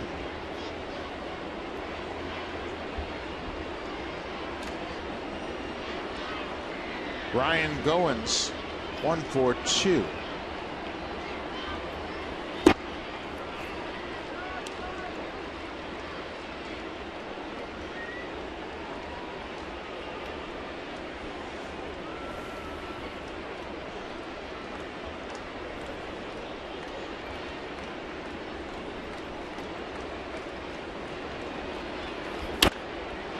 Foul out of play. Well, we talked about the bottom of this lineup, how they were going to have to step it up, and boy, have they ever today. They jumped on Ruby De La Rosa. There's still a runner on base that's his responsibility. He's been charged with 7 runs so far, and there's an 8th looming at 3rd. 7, 8, 9's been great. Francisco Goins and Anthony Gose. Full count. Gose is on deck. Badenhop in relief of Ruby De La Rosa.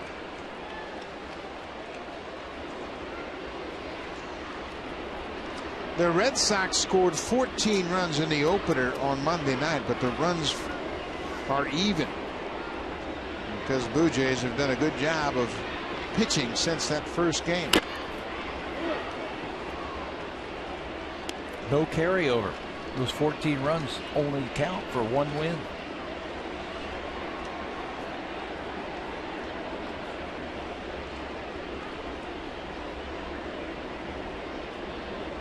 Trey App did a good job in his start.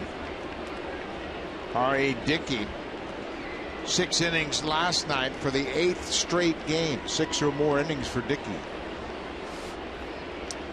Full count pitch to Ryan Goins, the second baseman. Pulled foul. He stays alive.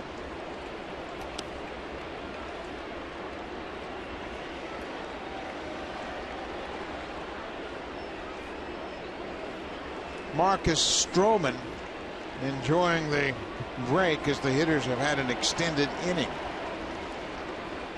Blue Jays have scored in every inning but the 4th so far.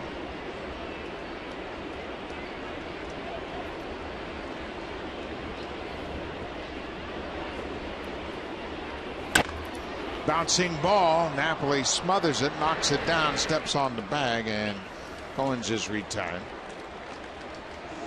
2 down.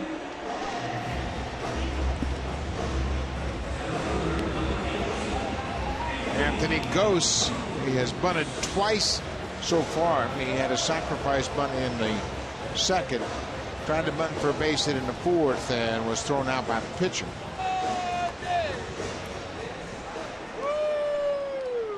Good crowd on hand, having a good time as the Blue Jays are in position to take 3 of 4 from Boston. The Jays are 6-3 against the Red Sox so far this season. Played them tough. Now you got to stay on that sinker one more time. Anthony has had a couple of base hits to left field on this homestand. Same approach right here. You might get yourself a couple of RBIs.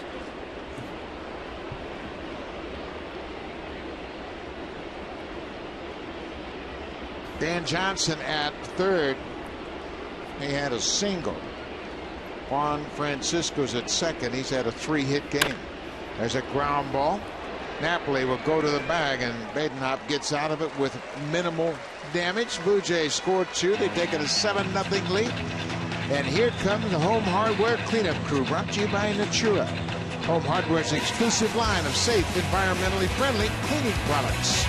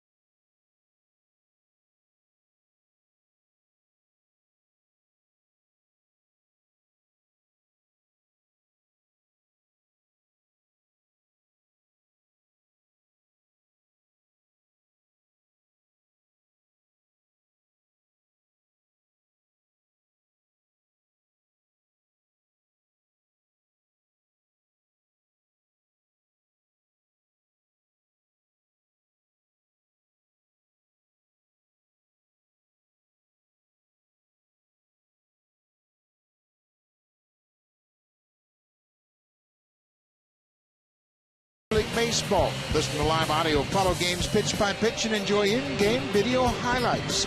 The app is available on the iPhone, iPad, iPod Touch, Android, and BlackBerry. Season-long subscription packages are available, so visit BlueJays.com for more details. The crowd in attendance on Banner Day, Marcus Stroman. Working the 6th, hasn't given up a hit yet. 2 walks, 6 strikeouts, 81 pitches, and he's got a 7-0 lead. It'll be 8-9-1 for the Red Sox in their half of the sixth. This time a batter reached was the guy standing in the box right now for the Red Sox. Jackie Bradley Jr. had a one-out walk back in the third.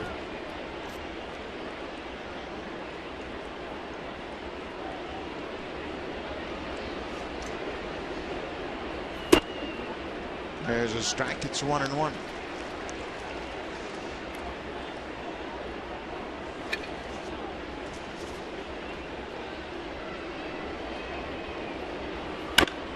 Ground ball. Francisco, a nice play on the back end. Stroman is there. One down. Marcus Stroman has 6 strikeouts, 4 coming in the last 2 innings. He's got that fastball moving today. You combine that with that good breaking ball, and you're going to get a lot of strikeouts. You got Brock Holt twice on that curveball. That time with the fastball, another curveball to Napoli. He is pounding down, and it seems to be getting stronger and stronger as this game goes along, just like his last start against Texas. Stroman making his 10th big league start. Christian Vasquez, the number 9 hitter.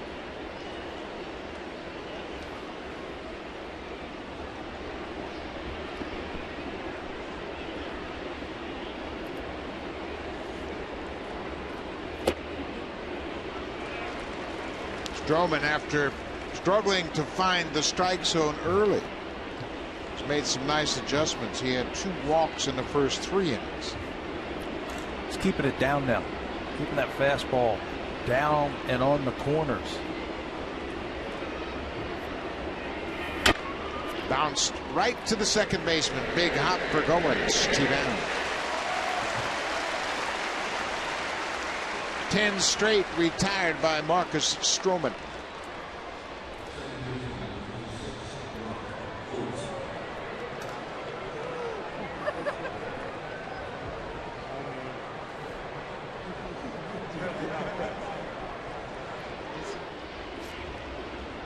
Leadoff man Brock Holt has struck out twice, both times on the breaking ball.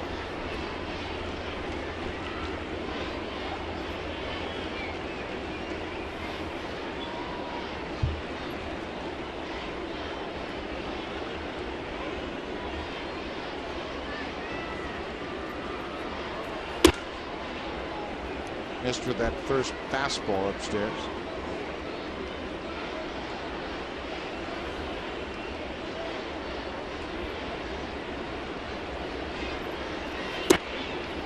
Changeup in there for a strike. It's 1-1.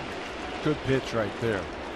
You mentioned that he struck out twice against the curveball, so Holt's thinking, well, I better get swinging early in this count. So he takes a little something off the fastball. Foul tipped into the glove of the catcher. I tell you, no hitter wants to face a pitcher that they've never faced before, and who's got a great breaking ball like that. They don't want to get the 2 strikes. So you start to swing early. Aaron Sanchez looking on at his buddy. Pitch here in the 6th. Got it. Marcus Stroman strikes out Brock Holt for the 3rd time. He's got 7 strikeouts. He retires 11 in a row. Red Sox don't have a hit through 6.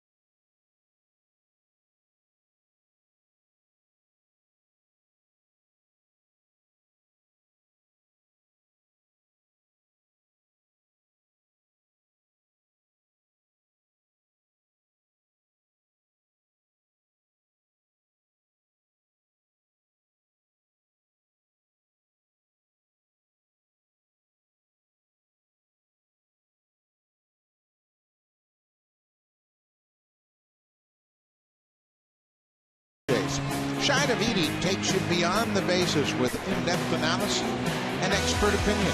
Shidavidi, MLB insider only on sportsnet.ca. Marcus Stroman having a good time here this afternoon with his former Buffalo Bison teammate Ryan Goins, the second baseman. Blue Jays have done a good job. 7 runs on 10 hits. Stroman with 7 strikeouts through 6 innings.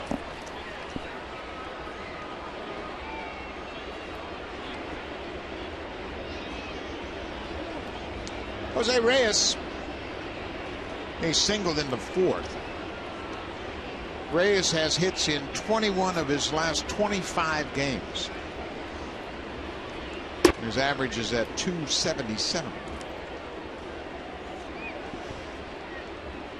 Blue Jays are trying to stay afloat till they get their troops back. 3 of their regulars on the DL. They're anxious for their return. There's a liner to left, right to Daniel Nava.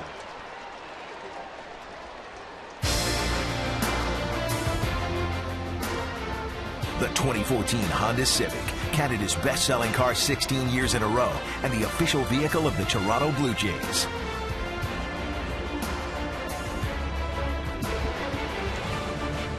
Gorgeous afternoon, and if you're not on the water, you should be at the ballpark. Everybody else is.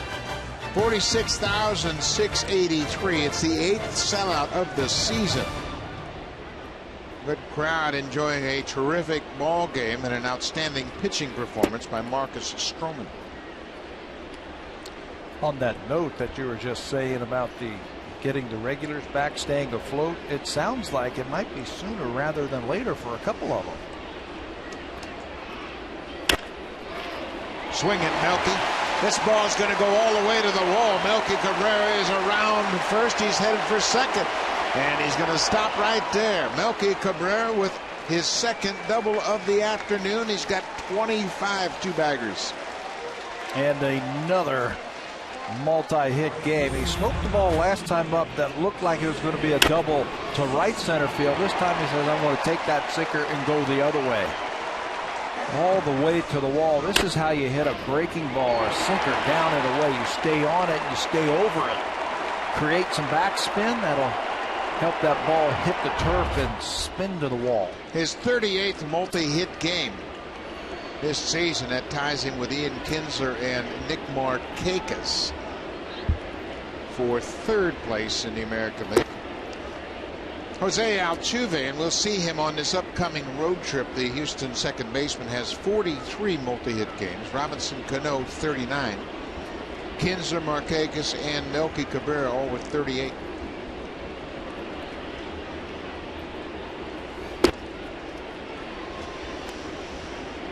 Seven runs on 11 hits for the Blue Jays.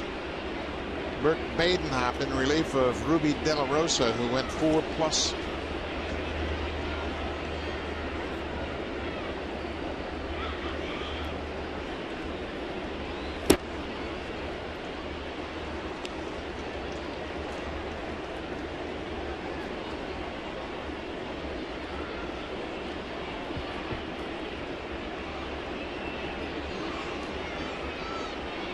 Bautista is 1 for 2. He is singled. He has scored a run.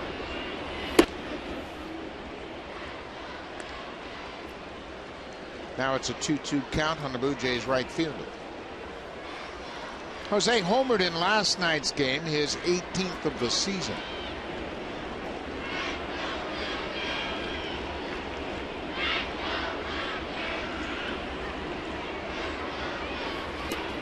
Nice play by Vasquez. He smothered that ball in the dirt.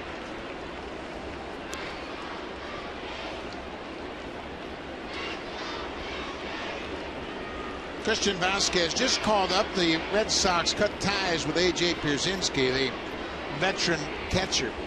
Pierzynski just didn't fit with the Red Sox, and they cut him and called up their young catching prospect, Christian Vasquez. The Red Sox are really in a tough spot. They came in here riding a 4-game win streak, and they won the first game to extend their streak to 5. That was encouraging, but now they've lost 2 in a row, and It looks like it might be 3 straight. And then you start asking yourself, am I in or am I out? Done a good job of bringing in some of their young players here, exposing them to the big leagues in a tight situation.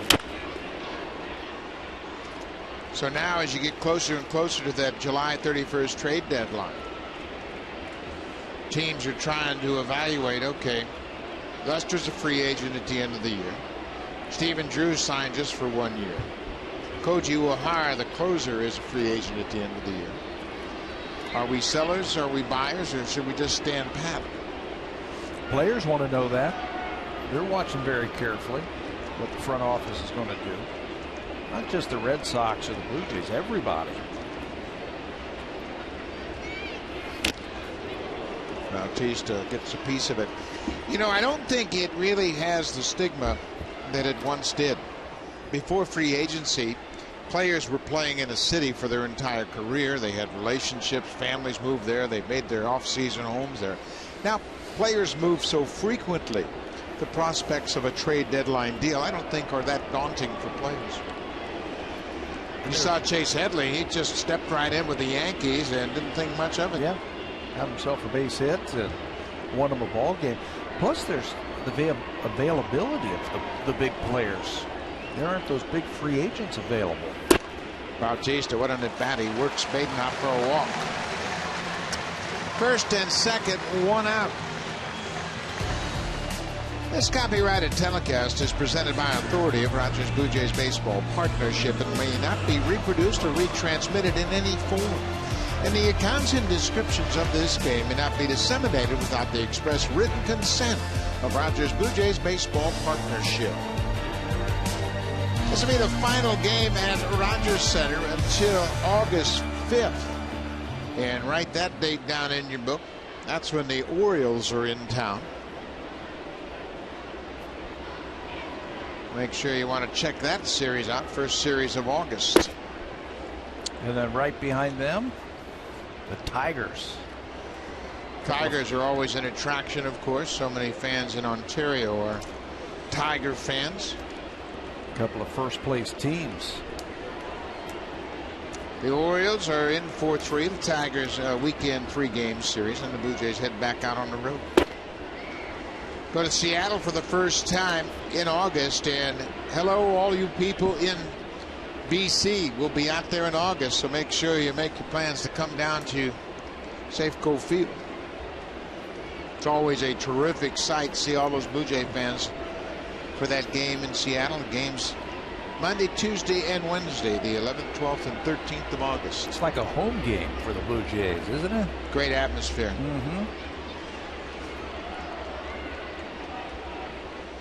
Speaking of the Mariners, John Paul Morosi has announced that the Mariners have acquired Kendrys Morales from the Twins for Stephen Pryor. Did they just let him go? Wait a minute. What year is this?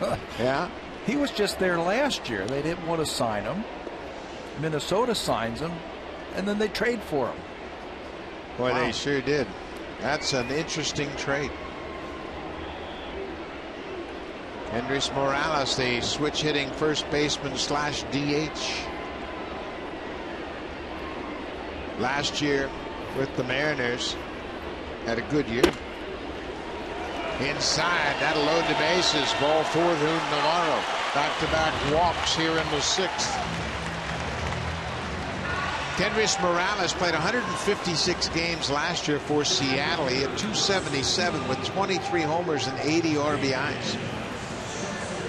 You know, that's saying something in that ballpark, hitting 23 home runs. That's spacious. Ball doesn't carry, really. That's a big bat to go get. Kendrys Morales is a great teammate. He's one of those guys that makes everybody better. He pushes everybody, and it's really interesting the impact he's going to have on Seattle. I guess Seattle is all in, eh? Why not? When you got King Felix and Iwakuma. Taijuan Walker, the youngster, has pitched pretty well. Spent a boatload of money on Robbie Cano, so it makes sense that they're all in. Dan Johnson is 1 for 3. Bases are loaded, 1 out. Hits it right to Stephen Drew. He'll go to the bag, throws the first, double play. So the Blue Jays strand a pair. Will go to the 7th. Marcus Stroman has yet to give up a hit. 7-0 Blue Jays. Victorino will start things off.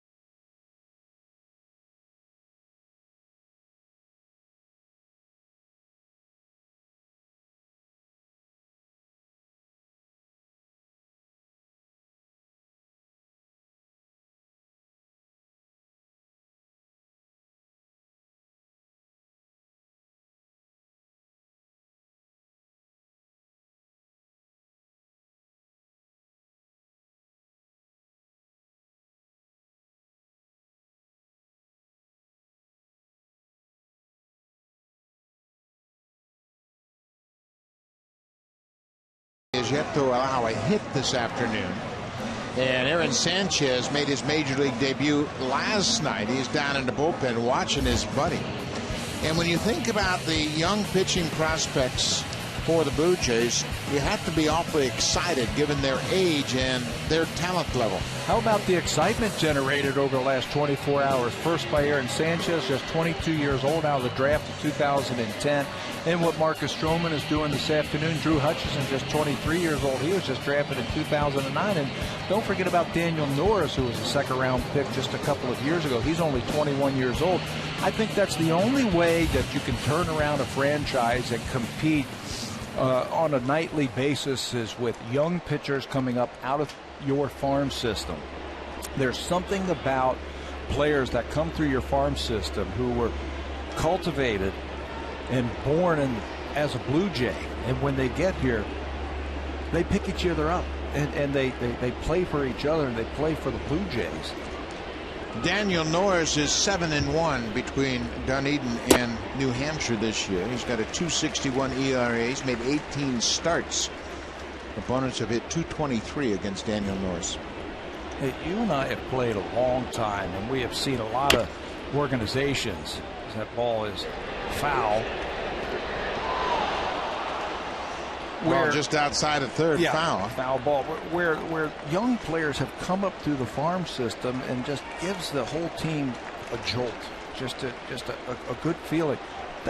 Think of the Atlanta Braves, what they have done since the late 80s, early 90s, how they have stayed competitive with all the great young pitchers that they brought through their farm system. Well, you don't have to go any further than the New York Yankees. The middle 90s, when they had the core 4 players that came up, they set the tone. They set the standard by which the Yankees would play.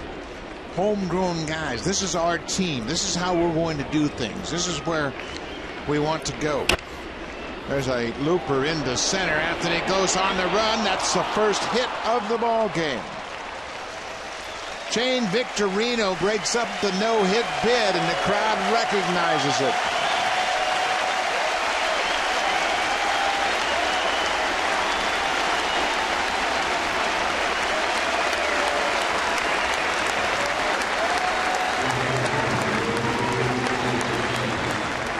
The Blue Jays haven't had a no-hitter since Dave Steve threw a no-hitter in Cleveland, September in 1990. Wasn't it very hard by Victorino? And you know, both of those players, Goins and Ghosts, are going to go after that ball with reckless abandon to try and keep that no-hitter intact, that it falls safely. Here's another Fly ball to the left. Melky Cabrera gets there and makes the catch. Well, the bullpen was quiet until Victorino got that base hit, and now Todd Redmond has gotten up quickly, and he'll begin to throw. Marcus Stroman has thrown 95 pitches. Shane Victorino with the first hit of the ball game. He becomes just the third base runner the Red Sox have had. 2 walks and a single. And the first one since way back in the third. 11 straight retired before that single.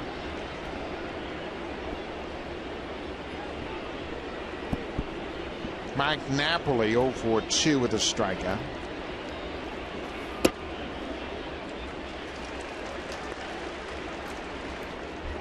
Stroman threw 6 innings of no-hit ball in AAA on April 29th.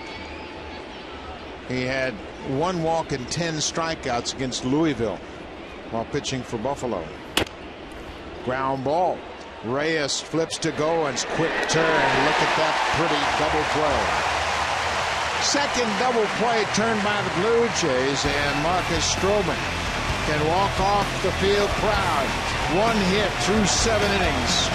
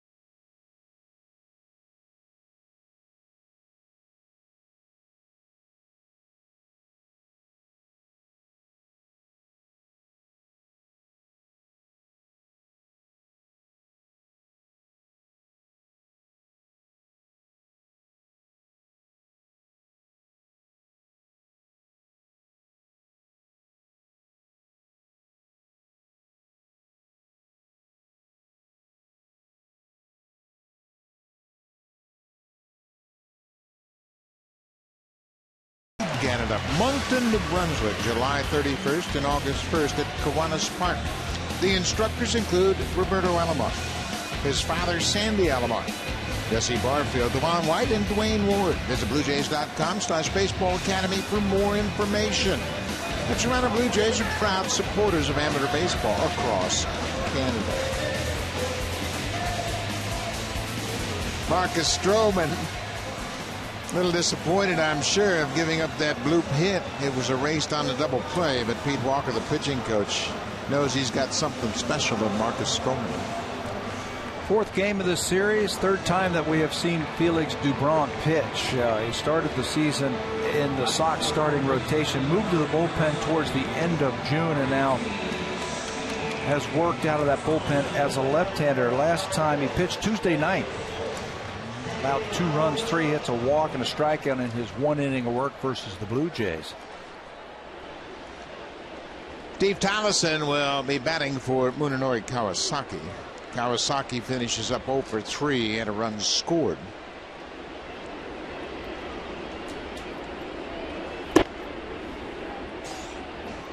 First pitch strike to Tollefson.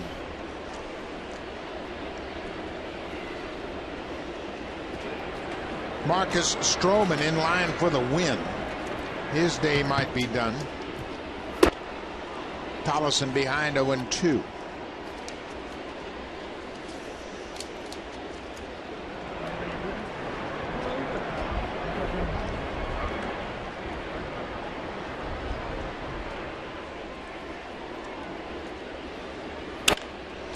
There's a liner into center, and Becky Bradley Jr. got a good break, and he runs it down. That'll bring Juan Francisco to the plate, and he's had a big day. Yeah, he certainly has. First pitch, he triples off the glove of Bradley. Then the next time up, he homers. So 2 times up, he's halfway to the cycle. Got the tough ones out of the way, and then he's going to dump this single down the left field line. Knocks in a couple of more runs. He's had a big day. He is looking for a gapper right here. Blue Jays haven't had a cycle since 2001. Jeff Fry did it right here at Rogers Center against the Texas Rangers. And with the score the way it is, this might be his only chance.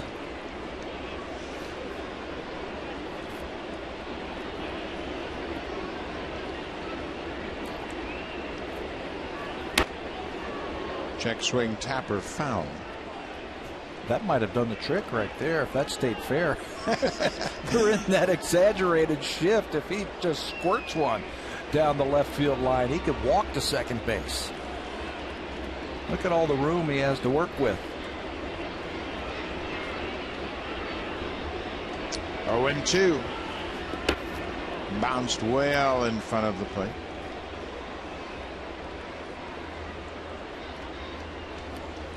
Hitting for the cycle, obviously, is a real challenge. The triple is probably the most difficult of the 4 hits to get.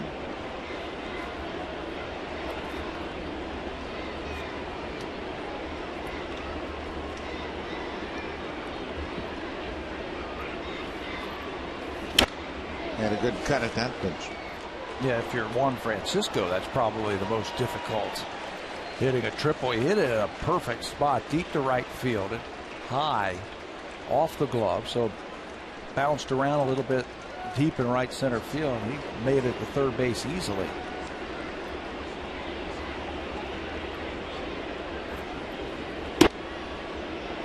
LeBron thought that was a strike. 2 balls and 2 strikes, 1 out.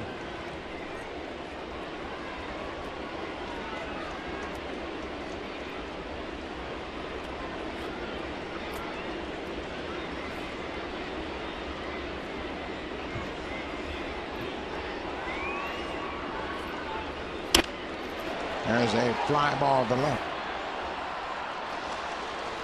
Francisco's retired. 2 down. Let's check in with Jamie Campbell.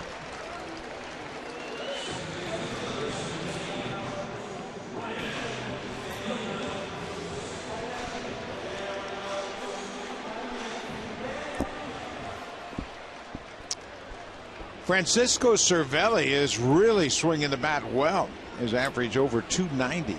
He's done a nice job as a complimentary player. Brian McCann is playing first, and Cervelli is catching today. Cervelli's average at 298.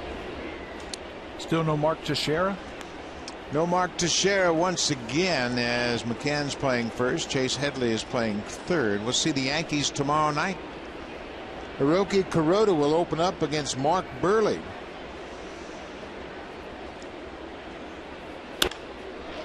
Ryan Goins has another hit. He's 2 for 4.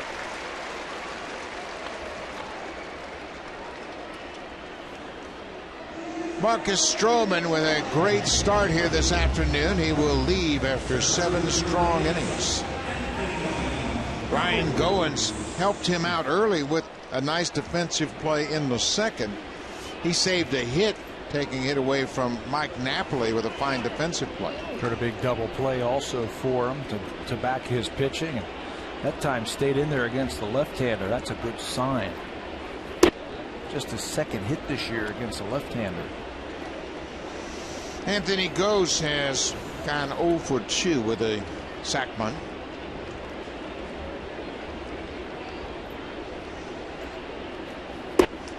The Blue Jays are going to have a real test when they play Friday night in Yankee Stadium. They've lost 16 straight to the Yankees in the Bronx.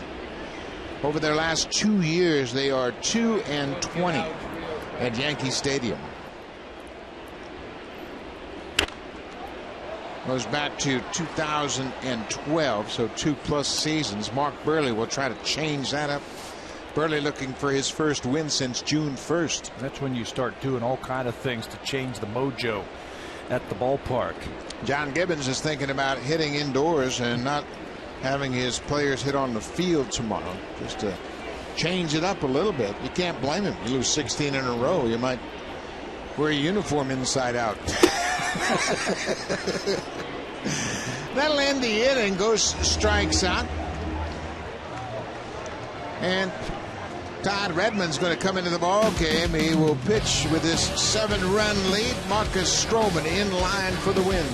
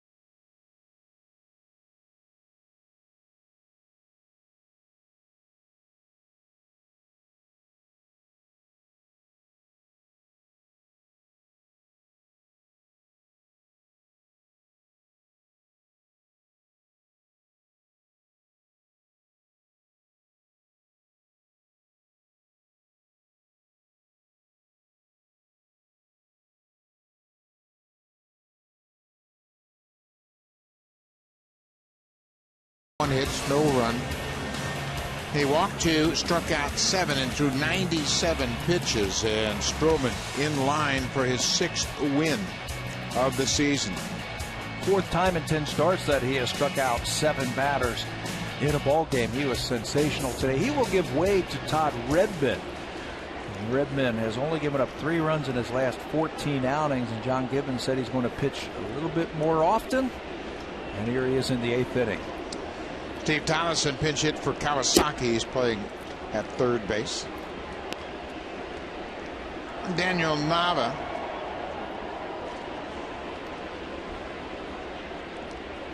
Oh for 2.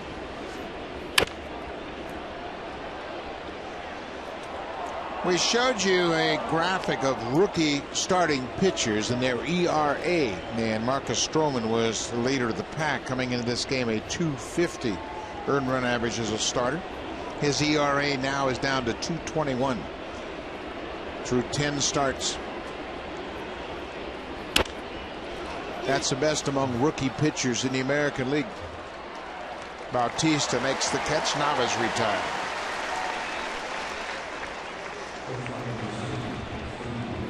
So the Blue Jays have their own version of Masahiro Tanaka, a rookie right-hander that's dealing right now.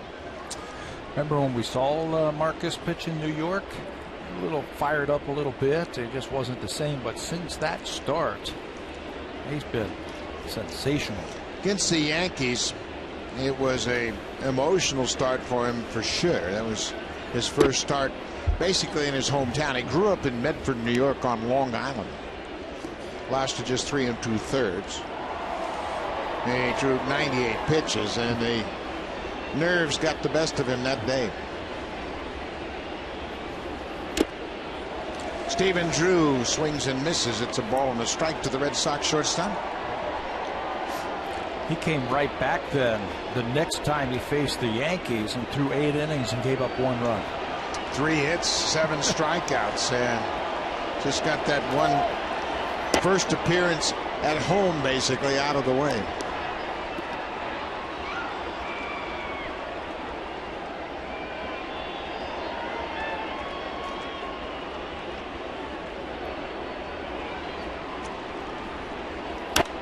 Drew fouls it back. And Blue Jays with a chance to go 5-2 on this homestand. It didn't get off to a very promising start. Yu Darvish opened up last Friday, striking out 12 over 7 innings, and the Blue Jays would strike out 17 times in that ballgame. But they bounced back to win that series 2-1. Darvish got him 12 times. And then 3 by Kotz and 2 by Soria. And then he righted the ship against Colby Lewis and Nick Tepesh.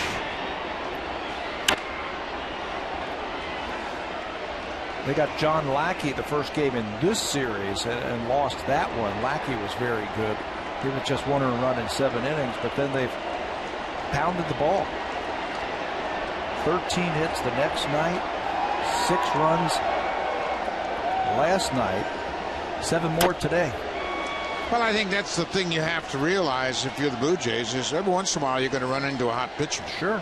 And when you do, you got to tip your cap and move on. Melky Cabrera with another good offensive day. He's had a pair of doubles. Juan Francisco, 4 RBIs, 1 off his career high. Reyes has had another productive game. Blue Jays with 7 runs on 12 hits. Redmond walks Drew with 1 out in the 8th.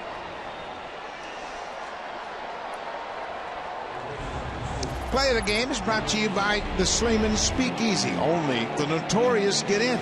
Enter for your chance at SleemanSpeakeasy.ca. Second inning, Mike Napoli at the plate, and he pounds the ball to the right side. Ryan Goins goes a long way, and how about that for quickness? Slide, catch, and throw all in one motion to get the out over at first base. He has done a great job with the glove. That reminds me a little bit of Robbie Alomar, the way he would slide like that and throw all in one motion. Alomar has high thoughts of Ryan Goins defensively. He thinks he's got a real good chance to be a fine player. 2-0 to Xander Bogaerts. Blue Jays would just as soon not use any more pitchers other than Redmond. Yep, big series, big road trip coming up.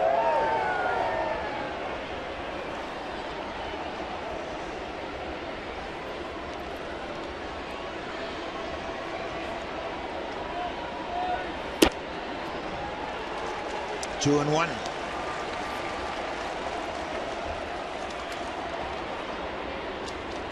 The entire rotation for the Blue Jays will be Burley, Hutchison, and Happ in New York. Friday, Saturday, and Sunday. For the Yankees, it'll be Hiroki Kuroda, Shane Green, and Chase Whitley. And if you only recognize Kuroda's name, you're not the only one. Joe Girardi's just getting familiar with those pitchers as well. He's lost 4 of his 5 starting pitchers. So they've had to dip down into their farm system, use some of their players they've already acquired. Brandon McCarthy, who's pitching today for New York. Brandon McCarthy was picked up from Arizona. They have just added Chase Headley, the 3rd baseman. And I bet you the Yankees aren't done yet. They'll continue to figure out a way to add to that roster.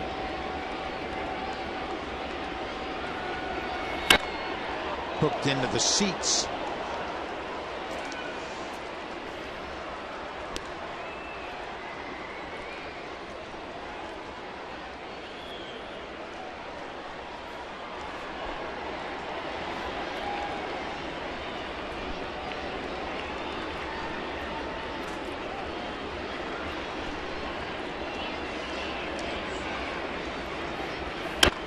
Another foul down the left side by Bogaerts.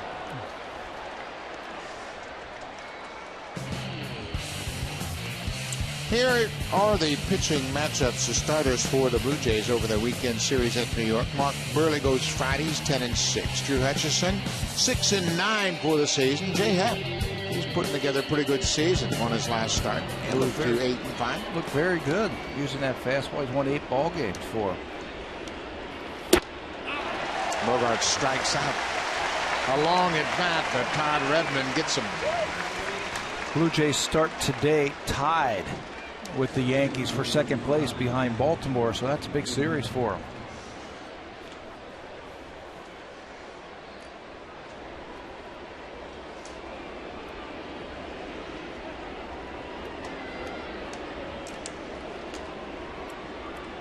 Jackie Bradley Jr. is a walk, and he's grounded out. It will be a big road trip, and the Blue Jays have not fared well on 10-game road trips. They went 2-8 in their last 10-gamer out to the West Coast. This one will be New York, Boston, 3 apiece, and then 4 against the Astros in Houston. Their last 19 3-city road trips, they've come back 3 times with a winning record. I mean, it's a grind. It's tough to go to 3 different cities, especially through different time zones like they're going to have going back to Texas.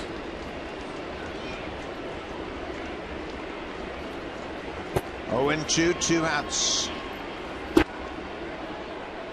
I tell you what, it's a lot tougher when those 3 cities are Rochester, Pawtucket, and Scranton. You know what? You just got to figure out a way to win.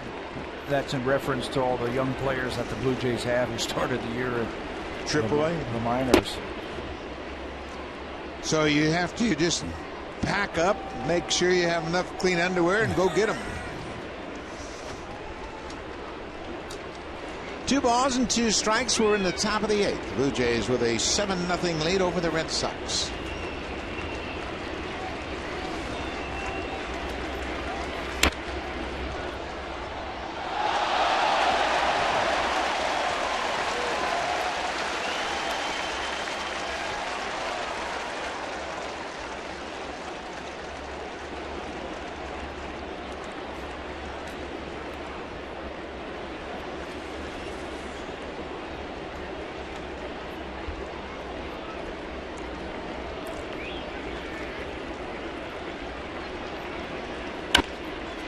Ground ball. Goins gets a nice hop. That'll end the top half of the 8th. We'll go to the bottom of the 8th. Blue Jays with a 7-0 lead. It's time for a Blue Jays Central update. Here's Jamie Campbell and Greg Zahn.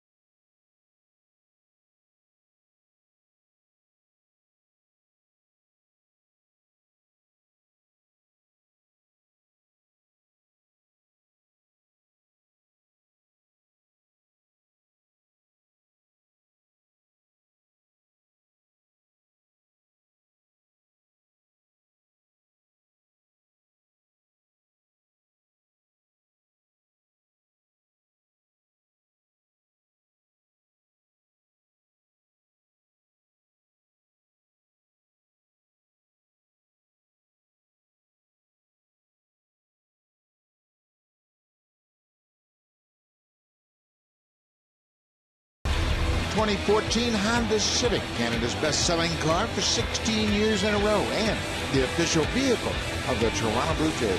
Juan Francisco has had quite an afternoon. This is going to be home run number 15, deep, high and deep, and into the bullpen for the Boston Red Sox. His 15th home run of the season. He's the 3rd Blue Jay to reach that number this year with at least 15 home runs. Bautista and Encarnacion the other. Juan Francisco, big afternoon. 4 RBIs this afternoon. He had a 5 RBI game when he was with the Reds against the Cardinals in St. Louis back in 2011. For Francisco, it's his 4th career 4 RBI game. His career high is 5.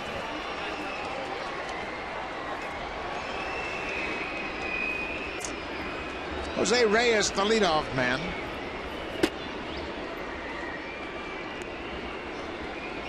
Blue Jays batting in the bottom of the 8th. New pitcher is Edward Mujica making his 37th appearance of the season.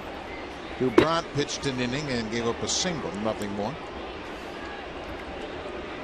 Sinker, slider, splitter you'll get from Mujica, and he's around the plate. He's only walked 8 batters all year. Bouncing ball up the middle. That'll sneak through for a base hit. A 2-hit day for Reyes.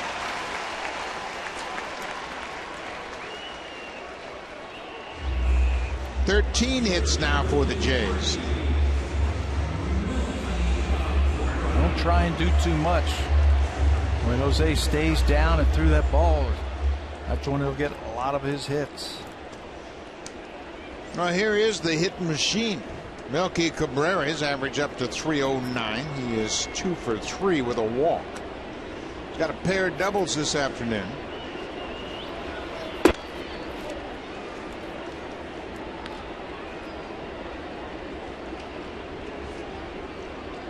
Melky now has 25 doubles.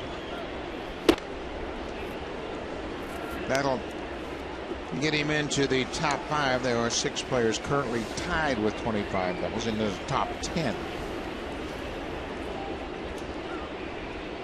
Melky with 2 hits has 129 hits so far this season. This is his 102nd game.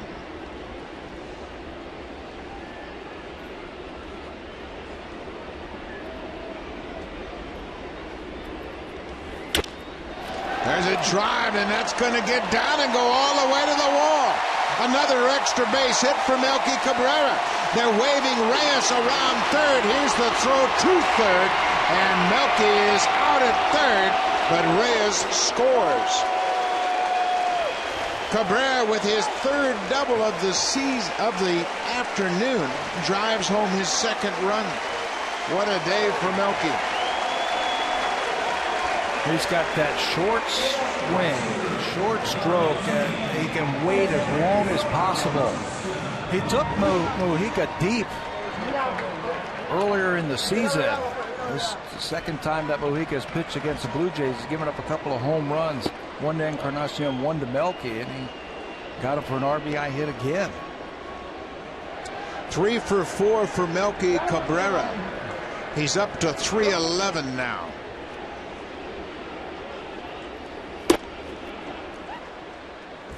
Watch when you are short to the ball, you can wait as long as possible and wait for that ball to break. If it does, that time he rips that ball into the gap. He was robbed of a hit his 3rd time up on a great play by Bradley in center fielder. He would have had 4 hits. Reyes is going to score easily on that ball.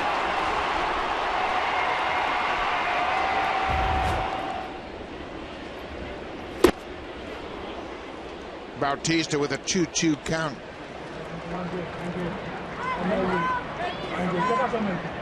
Reyes and Cabrera have been instrumental in this game today, top of the order. And then the bottom 4 in the lineup have done a terrific job as well. Bautista hits it high and deep to left, but Jackie Bradley Jr. breaks it down, makes the catch. Bautista's retired.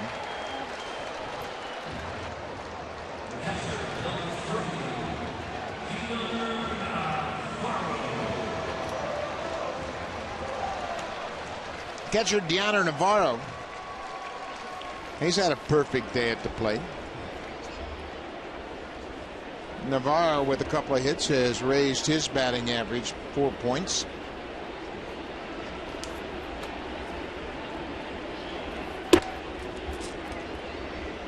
Boy, this is a good way to ramp up a homestand. Having a laugher against one of your division rivals. Yeah, 8-zip. Head out on the road on a big road trip. Navarro grounds to second. That ends the 8th. We'll go to the 9th. The Blue Jays with a chance to win the series against the Red Sox.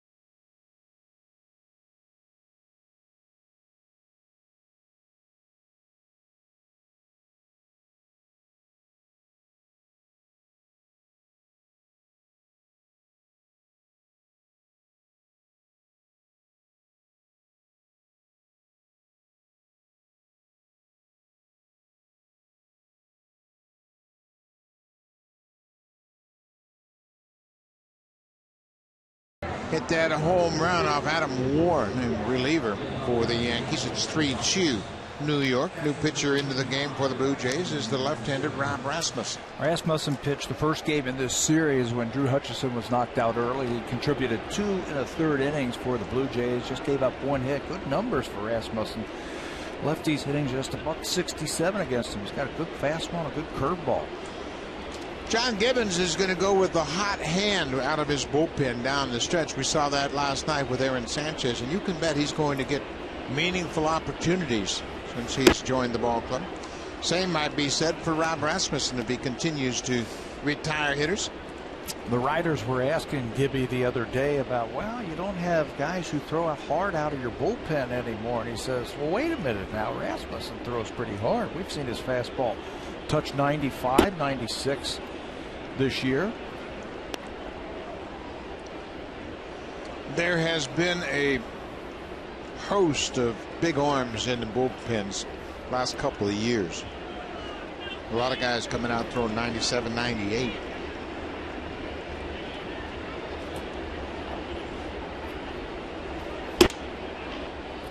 (3-0).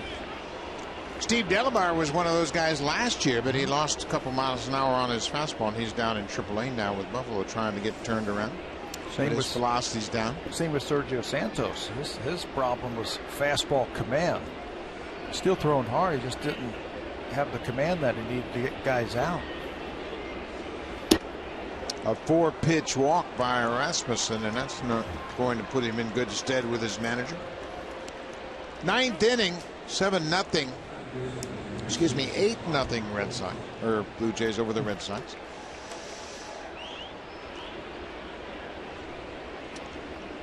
Brock Holtz had a rough day. 3 strikeouts, all against Marcus Stroman. Stroman struck out 7.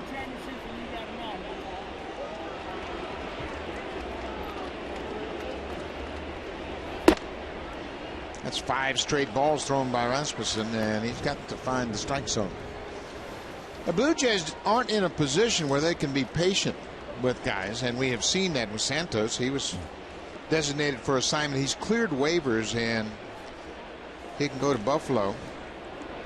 Delabar, he went down to Buffalo, but Blue Jays can't wait around for guys to find their stuff. And I thought Gibby was probably going to use Todd Redmond for a couple of innings today to finish it off, but it took him 25 pitches to get through his 1 inning of work. So it's Rob Rasmussen half for 1 inning, and you're right, they're not going to wait around. They want to save those arms for that New York series that's coming up.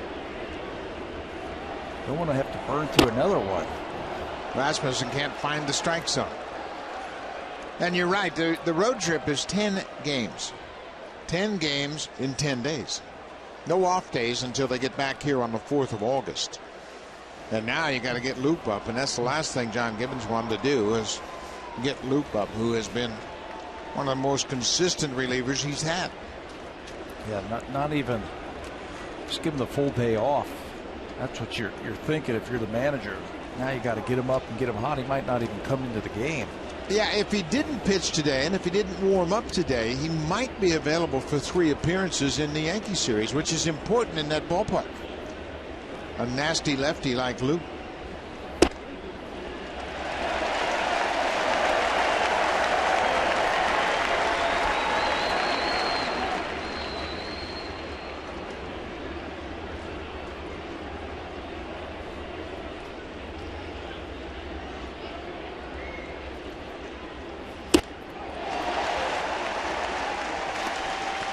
Three and 2 now.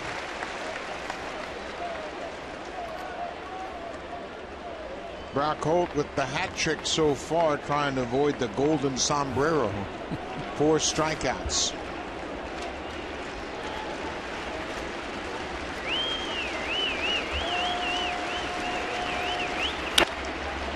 Pops this one up. Long run for Tolleson, but he's going to run out of room as that's into the seats. Yeah, you just don't want to lose any of the good feeling of this ball game. No. By having the Red Sox score a couple runs here.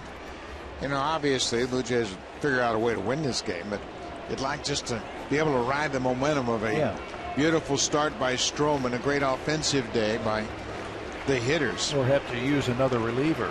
Go to the pen here in the ninth.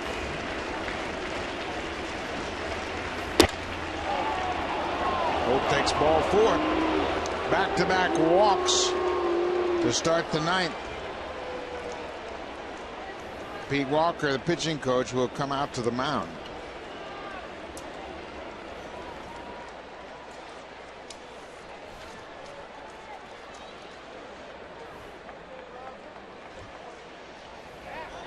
Fans, a reminder, the replica Blue Jays BP cap giveaway is presented by Honda. It'll take place Sunday, August 10th, when the Blue Jays take on the Detroit Tigers. Game time is 1:07 p.m. You got a chance to see that Tiger team who picked up a new reliever today, Joakim Soria, the closer, now with the Tigers. The first 20,000 fans will receive a replica Blue Jays BP cap. Call the Jays at 416-341-1234 for tickets, or you can always order tickets online at bluejays.com. Shane Victorino has the only Red Sox hit of the afternoon. It came as a leadoff hit in the 7th. Broke up Marcus Stroman's bid for a no-hitter.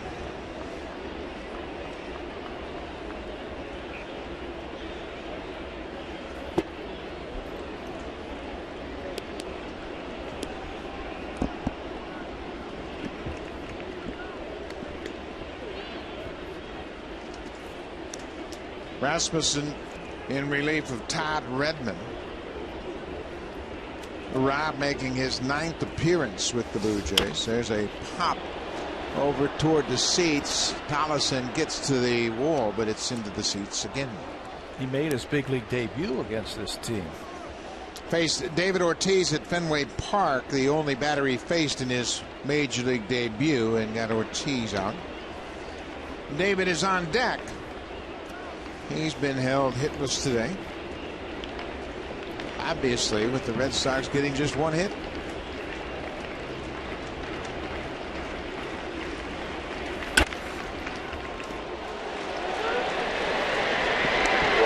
Double play. That's the third double play that the Blue Jays have hit this after. Blue Jays have turned this afternoon. Victorino grounds into the 6-4-3 double play. It's been a problem for the Red Sox all season long. They've hit into the most double plays in the American League. This is tailor-made, but watch the turn by Goins. Runner right on top of him, and he uncorks a strike over to first base. He turns a nice double play. He's got a shortstop's arm, so he's able to throw off balance if need be. So now Tollison moves into the position at second. Play the shift. Vasquez the runner at third, but there are 2 outs.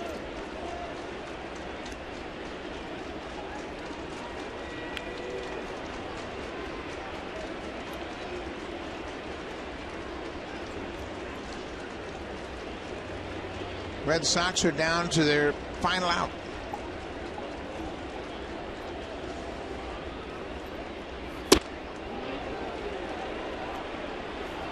Pretty good looking pitch right there. Looks like it might have caught the strike zone, but it's 2 balls and no strikes.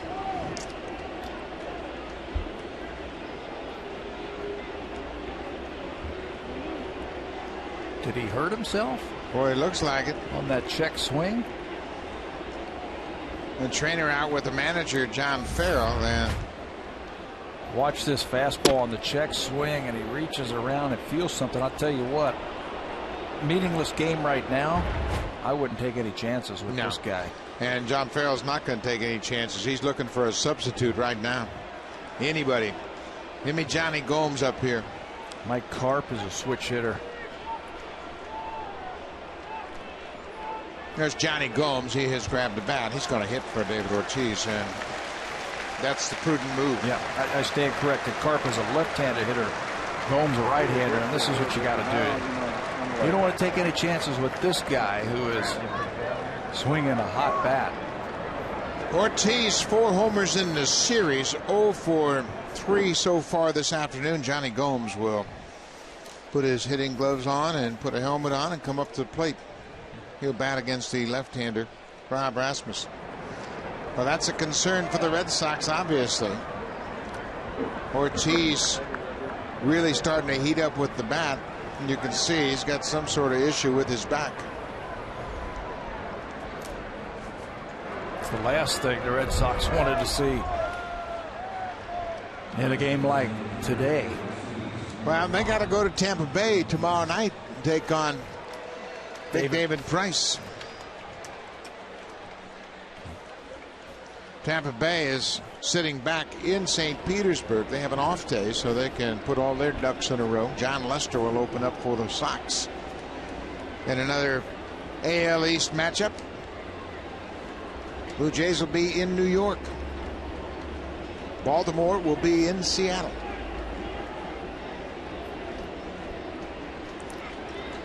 You'd think there's going to be a couple of scouts with the prospects of Price and Lester possibly being moved.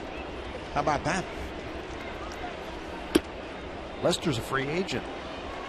He's a free agent this year. Price will be a free agent after next year. And there's the big question for the Red Sox. They made him a lowball offer, around $72 million. And of course, everybody knows that the Tigers made Max Scherzer $140 million offer.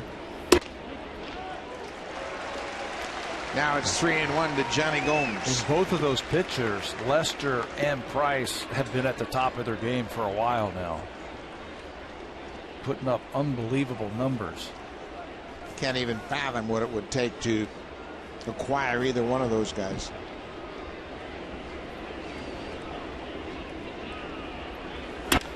Johnny Gomes drives it to left. This should do it. Melky Cabrera wraps it up. How fitting. Cabrera makes the catch for the final out on a 3-double afternoon for the left fielder, and the Blue Jays win the series 3-1. The game today was all about Marcus Stroman.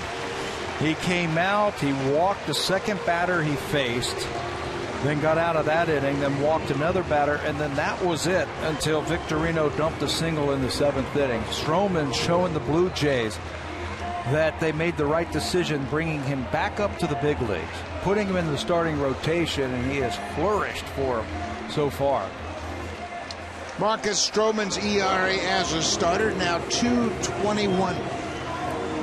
Stroman wins the game, his 6th win of the season. He is 6-2. Great afternoon for the Blue Jays. Great homestand. They finish up 5-2 on the homestand. It's off to New York. Stay tuned. Here's Blue Jays Central. Jamie Campbell and